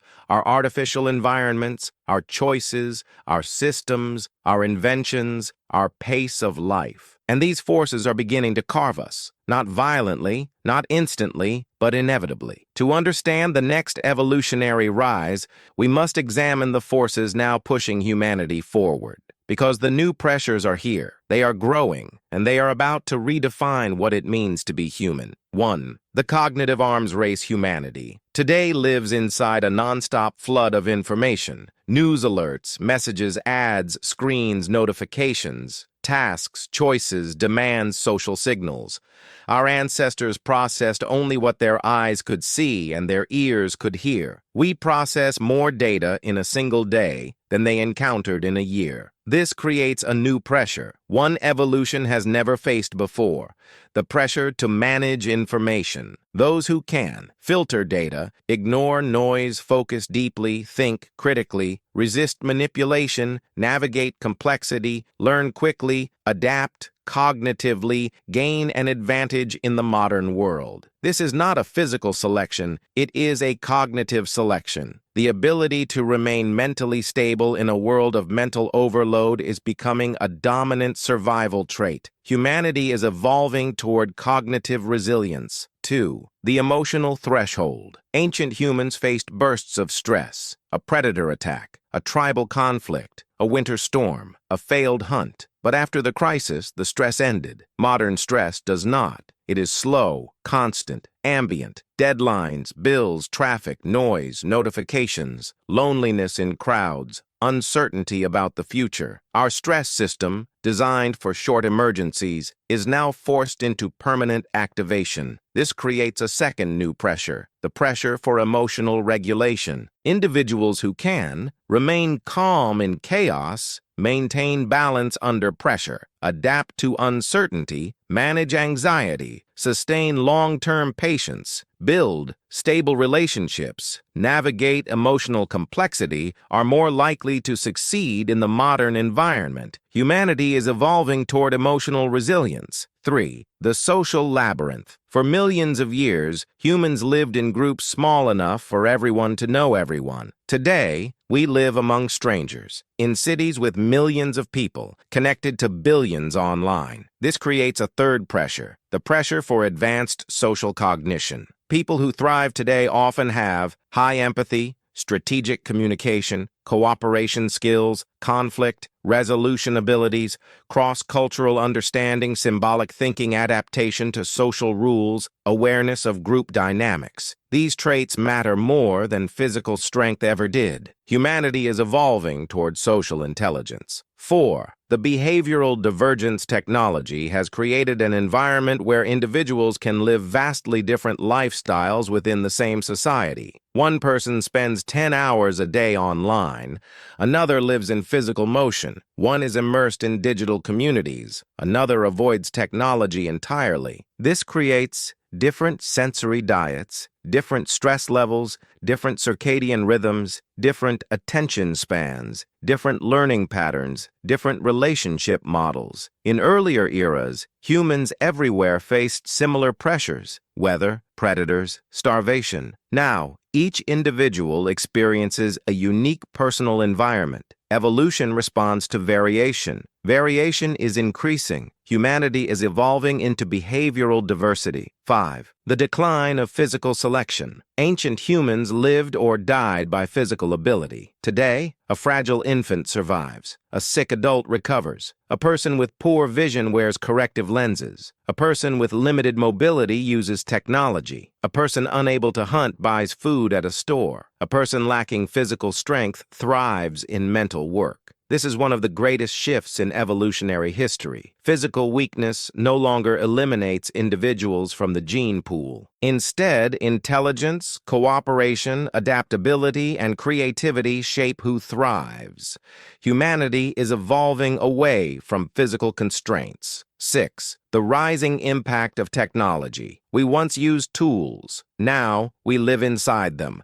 We rely on phones, computers, cars, AI systems, digital memory automation, global networks. Technology has become an extension of the mind, a second brain outside the skull. This marks a new evolutionary pressure, the ability to integrate with technology. Those who flourish today can learn new interfaces, adapt to digital workflows, communicate across mediums, navigate machine-augmented environments, offload cognitive tasks, use tools as extensions of themselves. Humanity is evolving toward technocognition. 7. The looming genetic divergence. All these pressures, cognitive, emotional, social, technological, are beginning to guide patterns of fertility, reproduction, mate selection, cultural grouping, family structure, migration, life strategy. These patterns shape the next generation, not instantly but gradually, not visibly but inevitably. And this is how evolution restarts its curve, quietly, steadily, under the surface of civilization. 8.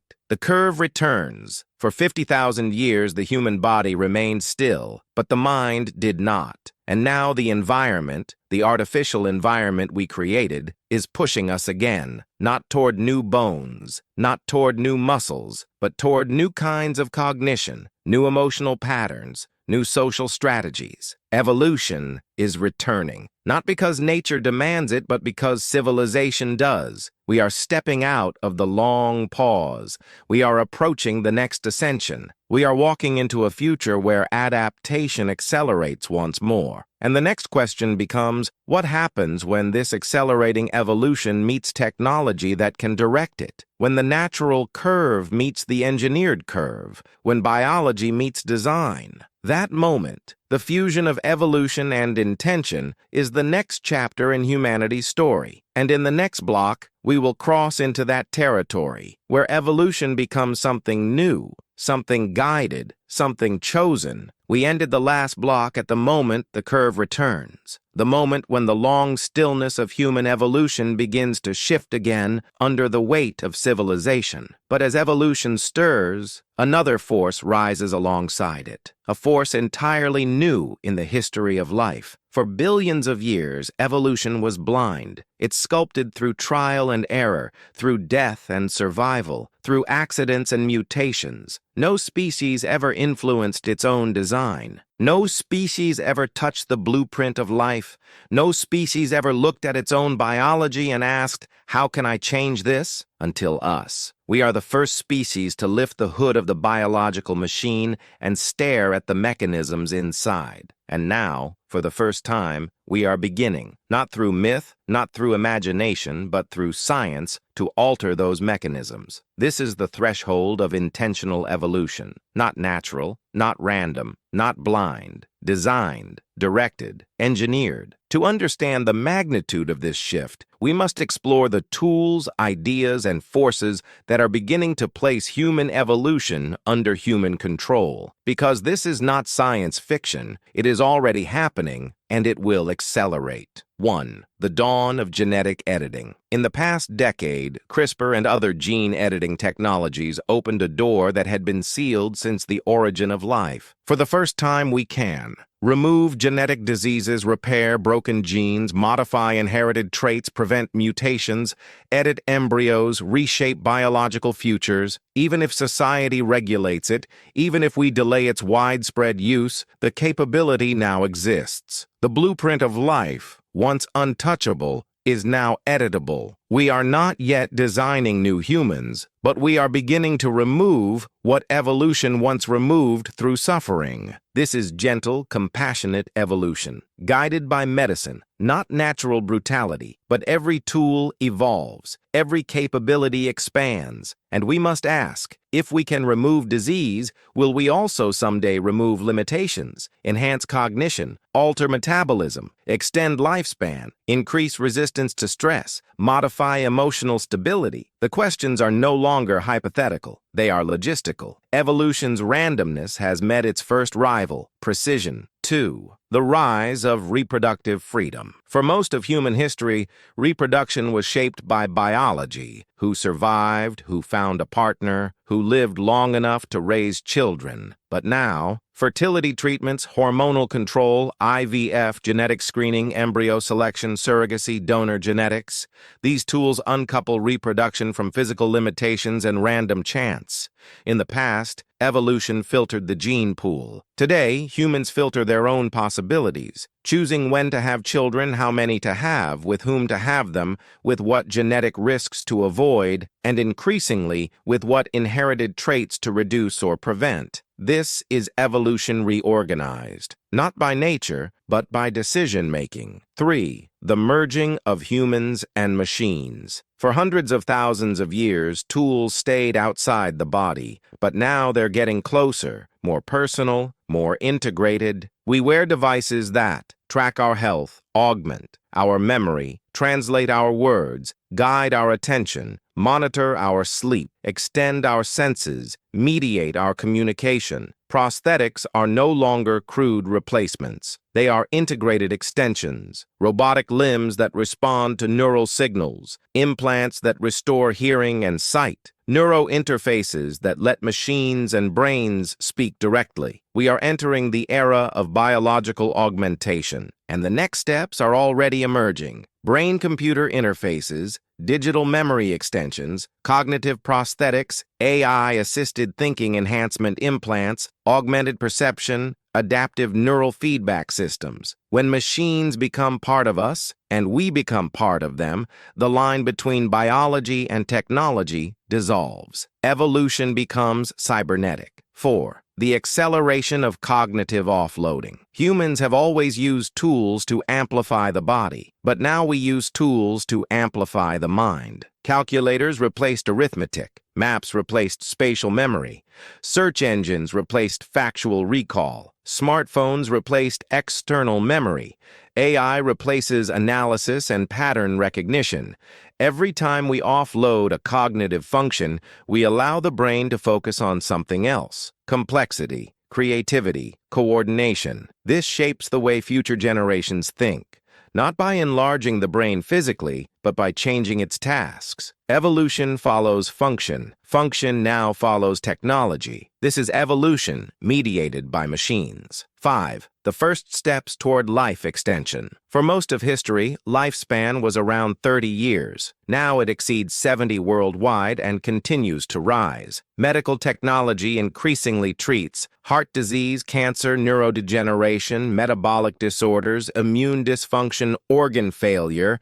Anti-aging research, once fringe, is now a global scientific frontier. If lifespan increases significantly, if humans begin living 100, 120, 150 years, evolution will adapt to that new reality. Longer reproductive windows, slower psychological development, extended learning periods, delayed aging, different fertility patterns, changes in social structures, shifts in generational dynamics. Longer life changes evolution. It always has. It always will. 6. The divergence of human subpopulations. As enhancement technologies emerge, genetic editing, augmentation devices, nootropics, biohacking, extended cognition, not every group will adopt them equally. Some will embrace them, some will resist them, some will be restricted from them, some will innovate new forms of them. Over time, these divergent choices could lead to cognitive divergence, physiological divergence, behavioral divergence, longevity divergence, emotional divergence, adaptive divergence. For the first time, cultural decisions could shape the future branching of humanity. Not geographic separation, not physical isolation, but ideological choice. Humanity could splinter not into species defined by bones and muscles, but into lineages defined by self-directed design. The next branches of humanity may not be natural. They may be intentional. 7.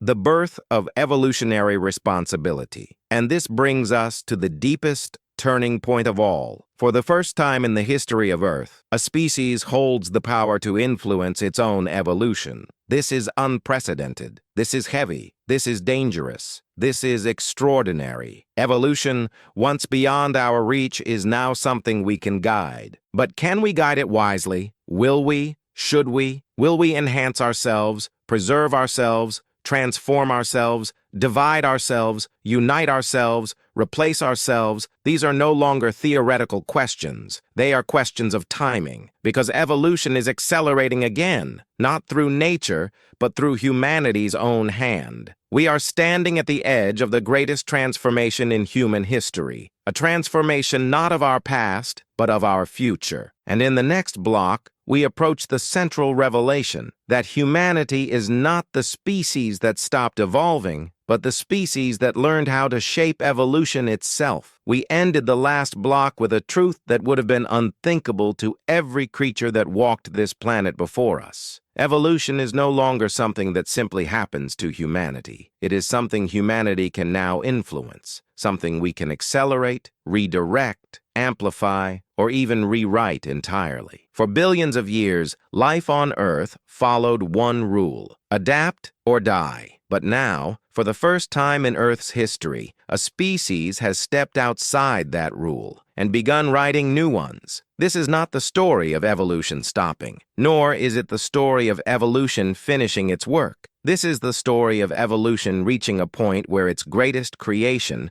the human mind, started shaping the process itself. We have become the sculptor who once was only the stone. Yet to understand the magnitude of this shift, we must first comprehend what no other species ever achieved: the ability to modify the very pressures that once shaped us. Because before we direct evolution, we first escaped it. 1. How humanity broke free from traditional evolution. Every species on Earth is shaped by the environment: its predators, its food sources, its risks, its climate, its hardships. But humans reverse the equation. We no longer adapt to the world. We adapt the world to us. When it was cold, we made fire. When it was dark, we made light. When food was scarce, we invented agriculture. When predators threatened us, we invented weapons. When bodies failed, we invented medicine. One by one, we eliminated the ancient pressures of natural selection: climate, scarcity, injury, danger, predation, isolation, geographical barriers. No other species in the history of Earth has escaped the evolutionary demands of its ecosystem, but we did. This liberation from nature's harshest demands did not end evolution. It transformed it. It shifted the arena of adaptation from the body to the mind, from muscle to intelligence, from phenotype to idea. This is the moment humanity became the agent of its own destiny. 2. How culture became evolution's new engine. Biological evolution is slow, painfully slow. It takes thousands, often millions, of years for meaningful physical changes to accumulate. But cultural evolution? Cultural evolution moves at the speed of imagination. A tool can change in a generation, a language in a century, a belief system in a lifetime, a technology in a decade, or even a year. Culture became our new mechanism of adaptation. The world changed, and instead of waiting for our genes to catch up, we changed ourselves through knowledge. Hunting strategy replaces claws.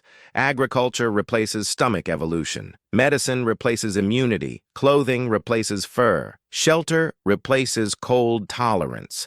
Weapons replace strength. Writing replaces memory. Technology replaces countless biological limits.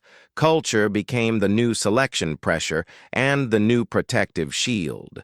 As long as culture could keep us safe, biology had no need to change. This is why our skeletons froze in time, but our world transformed beyond recognition. We didn't stop evolving. We outsourced evolution to our own inventions. 3. The moment the mind became evolution's masterpiece. If evolution had a single masterpiece, a crowning achievement, it was not the body of Homo sapiens. It was the mind of Homo sapiens, a mind that could imagine tools before those tools existed, a mind that could create rules before nature enforced them, a mind that could build civilizations before the environment demanded them. The human mind became the first organ in evolutionary history capable of rewriting the rules of survival. And once that happened, natural selection lost control. From that moment forward, evolution was no longer determined by the environment, but by the choices we made. This was not the end of evolution. It was the birth of a new kind. 4. The four forces humanity now controls. Humanity doesn't control everything, but we now influence four forces that shape all species. A. Survival medicine, sanitation, agriculture, and technology drastically change who lives and who doesn't. This alone influences which genes continue forward.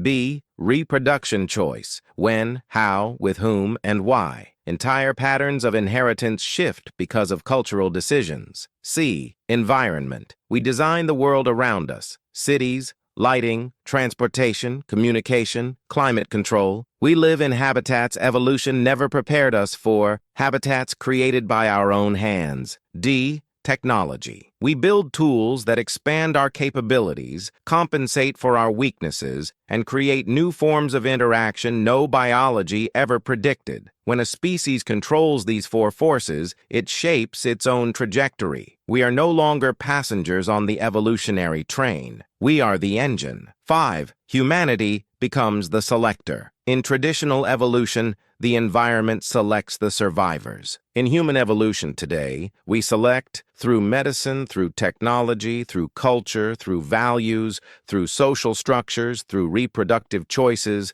through lifestyle preferences, through technological adoption, through migration patterns. This creates a new kind of evolution, not Darwinian or neo-Darwinian, but anthropogenic evolution. Evolution shaped by humans, not accidental, not blind, not purely random, influenced subtly, quietly, but undeniably by humanity itself. 6. Are we still human if we shape ourselves? This question, once philosophical, is becoming practical. If humans choose their traits, are they still shaped by nature? If biology becomes editable, is Homo sapiens still a natural species? If technology integrates with the brain, are we still the same organism? If culture replaces natural selection, are we living outside evolution or inside a new version of it? The truth may be this: we are no longer just products of evolution. We are partners in it, co-authors of our genetic future, designers of our technological environment, curators of our cultural pressures, architects of our mental landscape. Humanity is becoming an evolutionary force equal in magnitude to nature itself. This is not the end of human evolution. This is evolution changing its shape. It has taken a new form, one defined by intention rather than accident, by foresight rather than randomness. And this brings us to the most important realization in the entire story. We are the species that evolved to take control of evolution. What we do with that power will shape the next chapter of human existence. And in the next block, we confront the question that now hangs over our entire future. If humanity can direct evolution, what will humanity choose to become? We ended the last block with a striking realization. Humanity is no longer simply shaped by evolution. We are shaping evolution itself. And that means something extraordinary, something terrifying, something awe-inspiring. For the first time in Earth's history, a species stands at a fork in its own evolutionary path and must choose its future. This is not a distant possibility. This is not science fiction. This is the present moment, right now. Our generation sits at the hinge of a transformation that will echo across millennia. Because every tool we have built, every technology we've invented, every system we've created has placed a question before us, a question no biological species has ever faced. Now that we can change ourselves, what should we become? To answer that, we must explore the three possible paths before humanity. Three destinies born from the crossroads of biology, technology, and choice. 1. Path 1. The natural continuum. The human that remains human. In this future, humanity rejects genetic manipulation and radical technological alteration. We choose to remain biologically recognizable, Homo sapiens in shape and form. We still use technology, but not to redefine the species. We still treat diseases, but stop short of enhancement. We preserve the human body as nature left it. This path represents continuity, stability, tradition. It says, we are enough as we are. But it also means embracing the tensions between our ancient biology and our futuristic world. In this scenario, evolution remains slow, gradual, invisible, shaped by modern pressures, but still mostly biological. This future preserves humanity, but limits our transformation. 2. Path 2. The augmented horizon. The human enhanced by technology. In this future, we embrace technological augmentation, but not genetic redesign. Prosthetics become stronger than bone. Neural interfaces become faster than thought. Medical implants replace biological weaknesses. Cognitive assistants expand memory and reasoning. Exoskeletons replace brute strength. Artificial senses expand perception beyond the human spectrum. Humans remain biologically human, but technologically enhanced. In this scenario, we see in the dark. We hear across distances. We heal faster. We compute faster. We move faster. We think faster.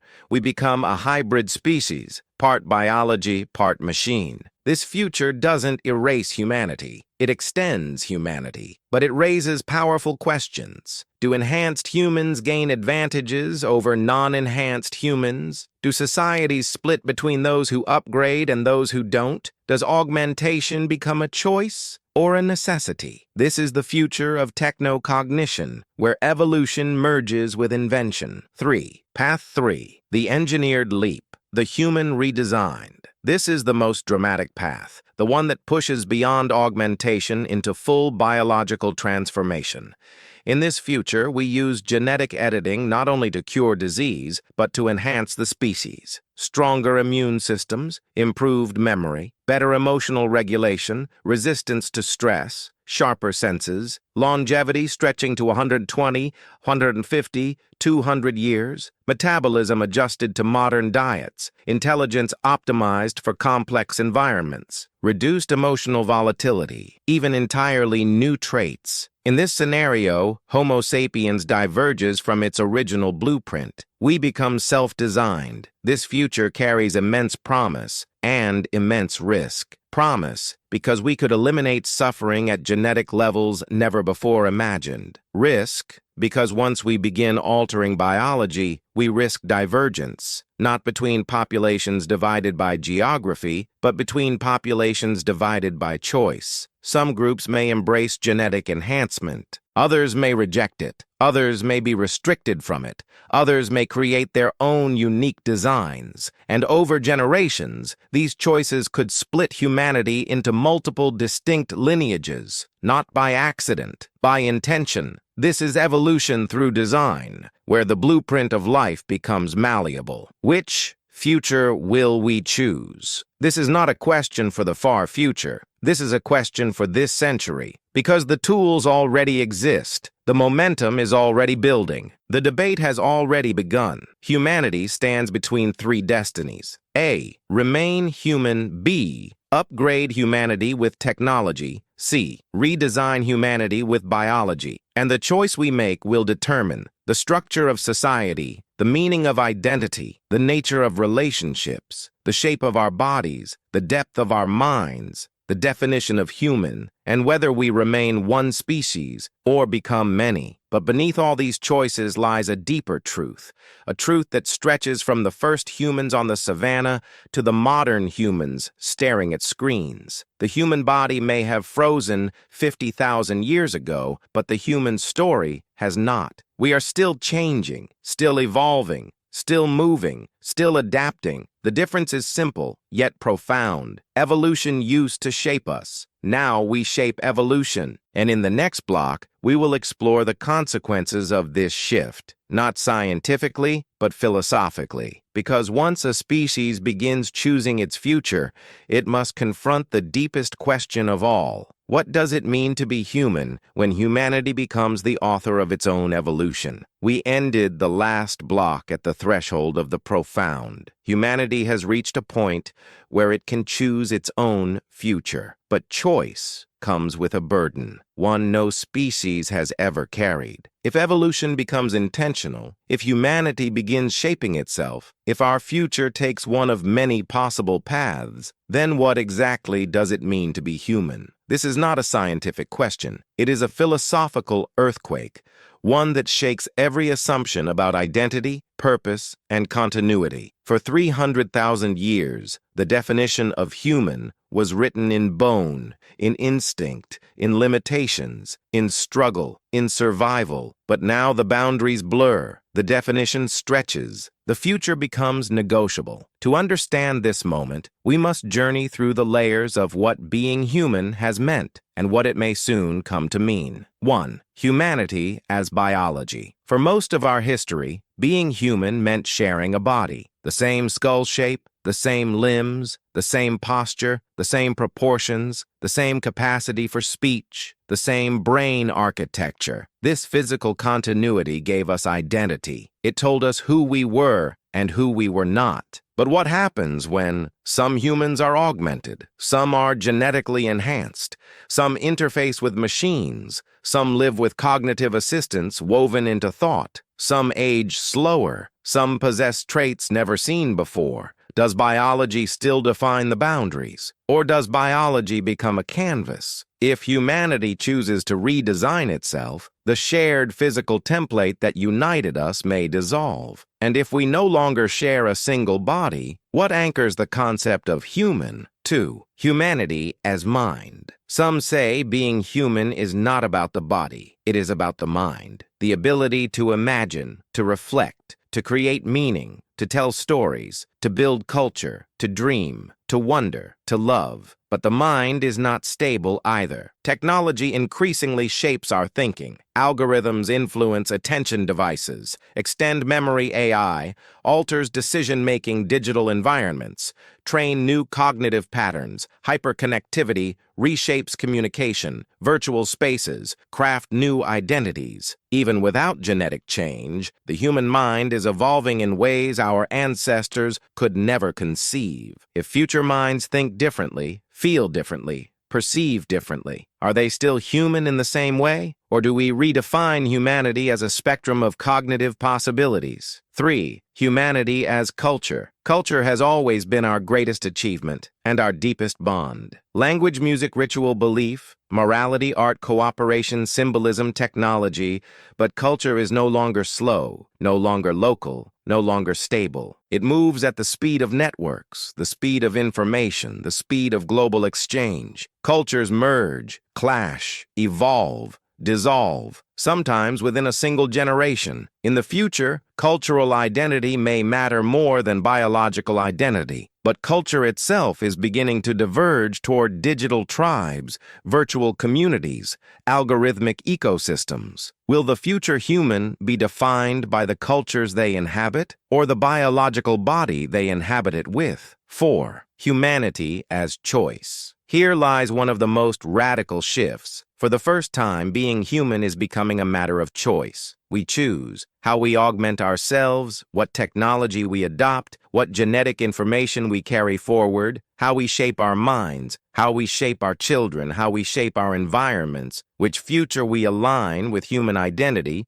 once inherited, is now partially chosen. Does this make humanity more free or more fragmented? Does this empower unity or fuel divergence? Does choosing our future strengthen the meaning of human or dilute it? 5. Humanity as story. Across every age, one thing has remained constant. Humans are storytellers. We understand ourselves through narrative. We explain the world through myth. We create meaning through memory. We justify identity through story. And now we stand ready to rewrite the oldest story ever told, the story of what we are. This raises a question deeper than biology, deeper than culture, deeper than mind. If we rewrite our story, will we remain the protagonists, or will we become something new? 6. The fear of losing ourselves. Every transformation awakens fear. Will technology erase our humanity? Will augmentation divide the species? Will engineering create new castes? Will the future forget the past? Will identity dissolve into limitless choice? Will humans lose the essence of human experience? These questions are not obstacles. They are guides. Fear forces reflection. Reflection shapes intention. Intention shapes evolution. The fear of losing ourselves may be the force that helps us preserve what matters most. 7. The hope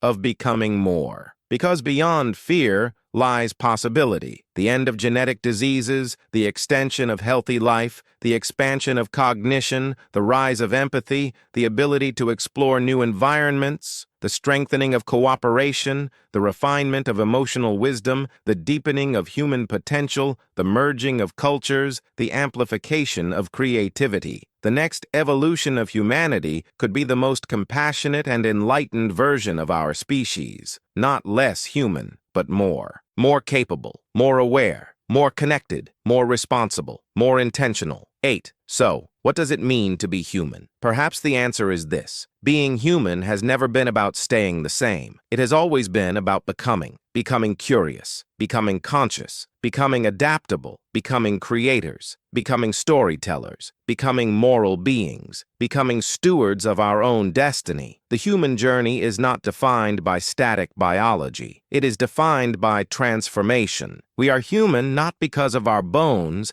but because of our capacity to change with purpose, imagination, and meaning. The future will not erase our humanity. The future will force us to understand it more deeply. And in the next block, we will confront the final step in this journey, the realization that humans did not stop evolving. We evolved to shape our own evolution. We have journeyed from the birth of our species to the edge of our future, and now we arrive at the truth that threads through every chapter of this story. Humans did not stop evolving 50,000 years ago. Humans evolved into a species that no longer needs to evolve physically. This is the paradox at the center of our existence, the quiet turning point that separates us from every life form that came before. For billions of years, evolution shaped life through the body. But at some moment in the distant past, around 50,000 years ago, something extraordinary happened. Humanity's final great physical upgrade was not strength or sharp senses or fur or claws, but the mind. The mind was our evolutionary climax. The moment evolution switched strategies, the moment biology stepped back and intelligence stepped forward. To understand this final revelation, we must bring together the four great forces that froze the human form and unleashed the human future. 1. The bottleneck that unified us. Around 70,000 years ago, humanity nearly vanished. A genetic bottleneck shrunk our population to a small handful of survivors. This event did two things. It erased enormous genetic variation and standardized the human form. After the bottleneck, there was no room for rapid divergence, no separate branches, no new species, no competing anatomies. Humanity emerged from this disaster as a single template. The freeze began here. 2. The cultural explosion that replaced biology. Then came the turn, the revolution of cognition, language, symbolism, and cooperation. In a matter of millennia, culture outpaced biology so completely that evolution lost its power over the human body. We no longer needed thicker fur when we could make clothing. We no longer needed faster legs when we could design tools. We no longer needed stronger jaws when we learned to cook. We no longer needed perfect eyesight when we built lenses and firelight. Every survival challenge that once demanded biological change was now solved through culture. Evolution shifted from flesh to behavior. The freeze deepened. 3. The global migration that prevented new species. Other hominins, Neanderthals, Denisovans,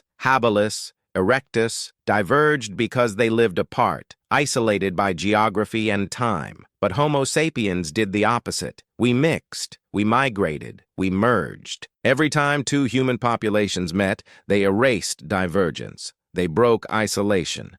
They blended their genes and cultures. This global connectedness locked humanity into one biological form. No isolation, no new species. The freeze became permanent. 4. The civilizational safety net that ended natural selection. Then came civilization, the most radical environmental shift in planetary history. Medicine protected the vulnerable. Agriculture prevented starvation. Shelter replaced climate adaptation. Tools replaced physical traits. Cooperation replaced genetic competition. Technology replaced instinct. For the first time in Earth's story, survival no longer required anatomical adaptation. Evolution's harsh filters were removed. The pressures that once sculpted bodies were now softened by systems we built ourselves. Evolution slowed to a whisper. The freeze was complete. The paradox of the frozen body and accelerating mind. And now the truth stands clear. Humans stopped evolving physically because we evolved mentally. Our intelligence became our adaptation. Our culture became our survival mechanism. Our inventions became our environment. And evolution, seeing that the mission of physical survival was now handled by our creations,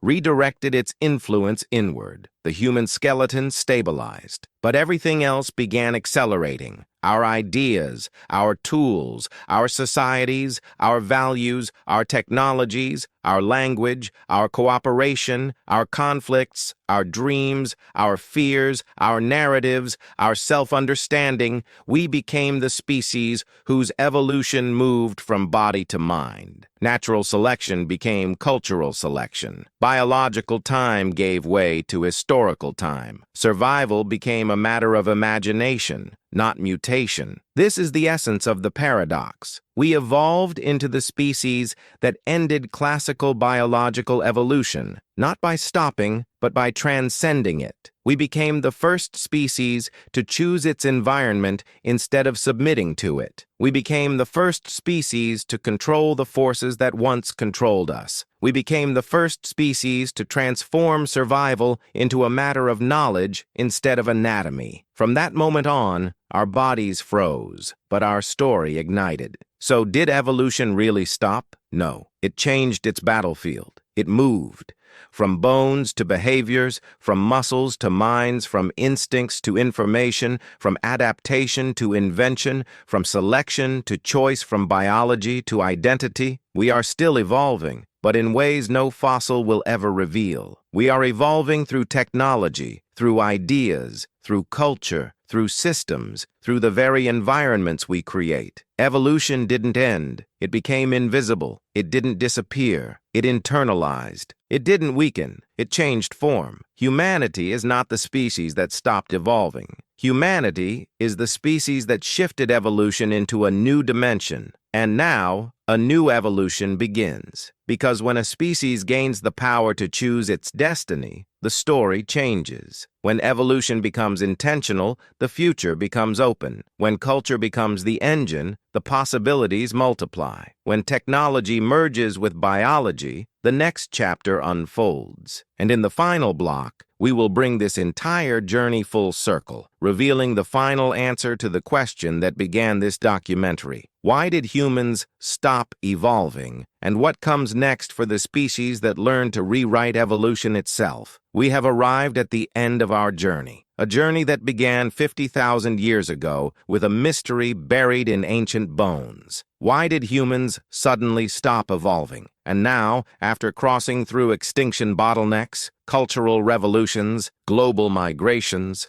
civilizational transformations, technological awakenings, and philosophical frontiers, the truth stands fully revealed. Humans did not stop evolving. Humans evolved into a new kind of species, one that no longer depends on physical evolution at all.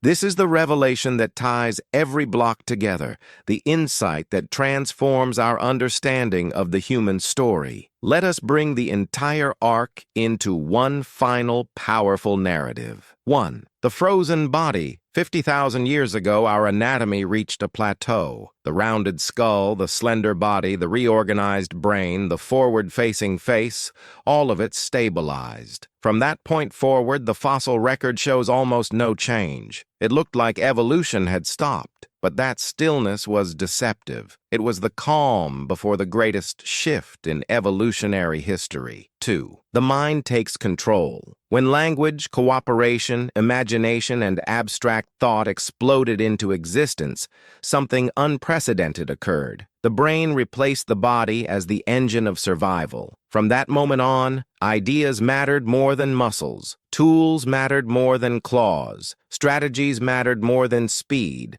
Stories mattered more than instincts. Culture mattered more than biology. Evolution had found its new masterpiece, the human mind. And once the mind took over, the body no longer needed to change. 3. The world we built became our new environment. Humans stopped adapting to nature because we began reshaping nature to suit us. We built fires, homes, weapons, clothing, villages, cities, empires, civilizations. We replaced biological adaptation with cultural adaptation. We didn't grow fur, we sewed it. We didn't evolve sharper teeth, we forged blades. We didn't evolve faster legs, we invented wheels. The pressure that drives evolution moved outside the body. 4. The Great Mixing prevented new species. While other hominins diverged by isolation, humans did the opposite. We connected the planet. Migration, marriage, trade, war, cooperation, exploration. Humanity blended across continents. Genomes mixed. Cultures merged. Isolation, the engine of speciation, collapsed. We locked ourselves into one species by never staying in one place. 5. Civilization ended. Harsh selection medicine, agriculture, and social safety systems protected the vulnerable.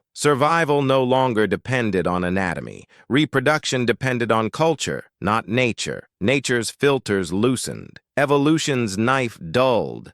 Human diversity expanded. But even this was not the end. It was the transition. Evolution moved inward. While our bodies froze, our minds transformed. We evolved. Social intelligence, emotional regulation, complex communication, cooperative instincts, abstract reasoning, technological dependency, cognitive offloading, digital adaptation. Our brains didn't grow physically. They grew functionally, flexibly, culturally. Evolution stepped behind the curtain and continued shaping us from within. 7. Humanity became the new evolutionary force. This is the true turning point. For the first time in planetary history, a species gained control over the forces that once controlled it. We decide who survives, who thrives, how we reproduce, how we treat disease, how long we live, what environment we inhabit, what technology becomes part of our bodies, what traits are preserved, what traits are erased. Evolution bowed to its own creation. 8. The three futures before us today. Humans stand at a fork in time, facing three possible destinies. A. The natural future. Remain biologically unchanged. Let evolution continue quietly. Preserve the ancient template. B. The augmented future. Merge with technology. Enhanced senses, enhanced cognition, enhanced bodies, enhanced ability. C. The engineered future. Edit our own biology, eliminate disease, extend life, reshape the human blueprint. Each path defines a different concept of human. Each path creates a different future for the species. Each path is a chapter humanity will write for itself, and for the first time ever, that choice belongs to us, not to nature. 9. The final answer. So why did humans stop evolving 50,000 years ago? Because we evolved something no other species ever had, the ability to take control of our own evolution. We did not freeze. We ascended. We transcended the old rules. We rewrote the relationship between organism and environment. We stepped out of biology and into imagination. Human evolution didn't end. It changed form. It moved from mutation to meaning, from survival to intention, from adaptation to creation. And now, evolution no longer shapes us. We shape evolution. 10. The closing reflection. The story of humanity is not a story of stillness. It is the story of a species that grew beyond the need to change its bones because it found a new way to change the world. The next chapters of human evolution will not be written in fossils, but in choices, in compassion, in technology, in culture, in imagination, in responsibility. We are the species that pauses, reflects, and then decides what it will become. And the greatest question of all, one that echoes far beyond this documentary, is simple, profound, and eternal. Now that we hold the power to shape our own evolution, what future will we choose? The answer is unwritten, and it belongs to all of us.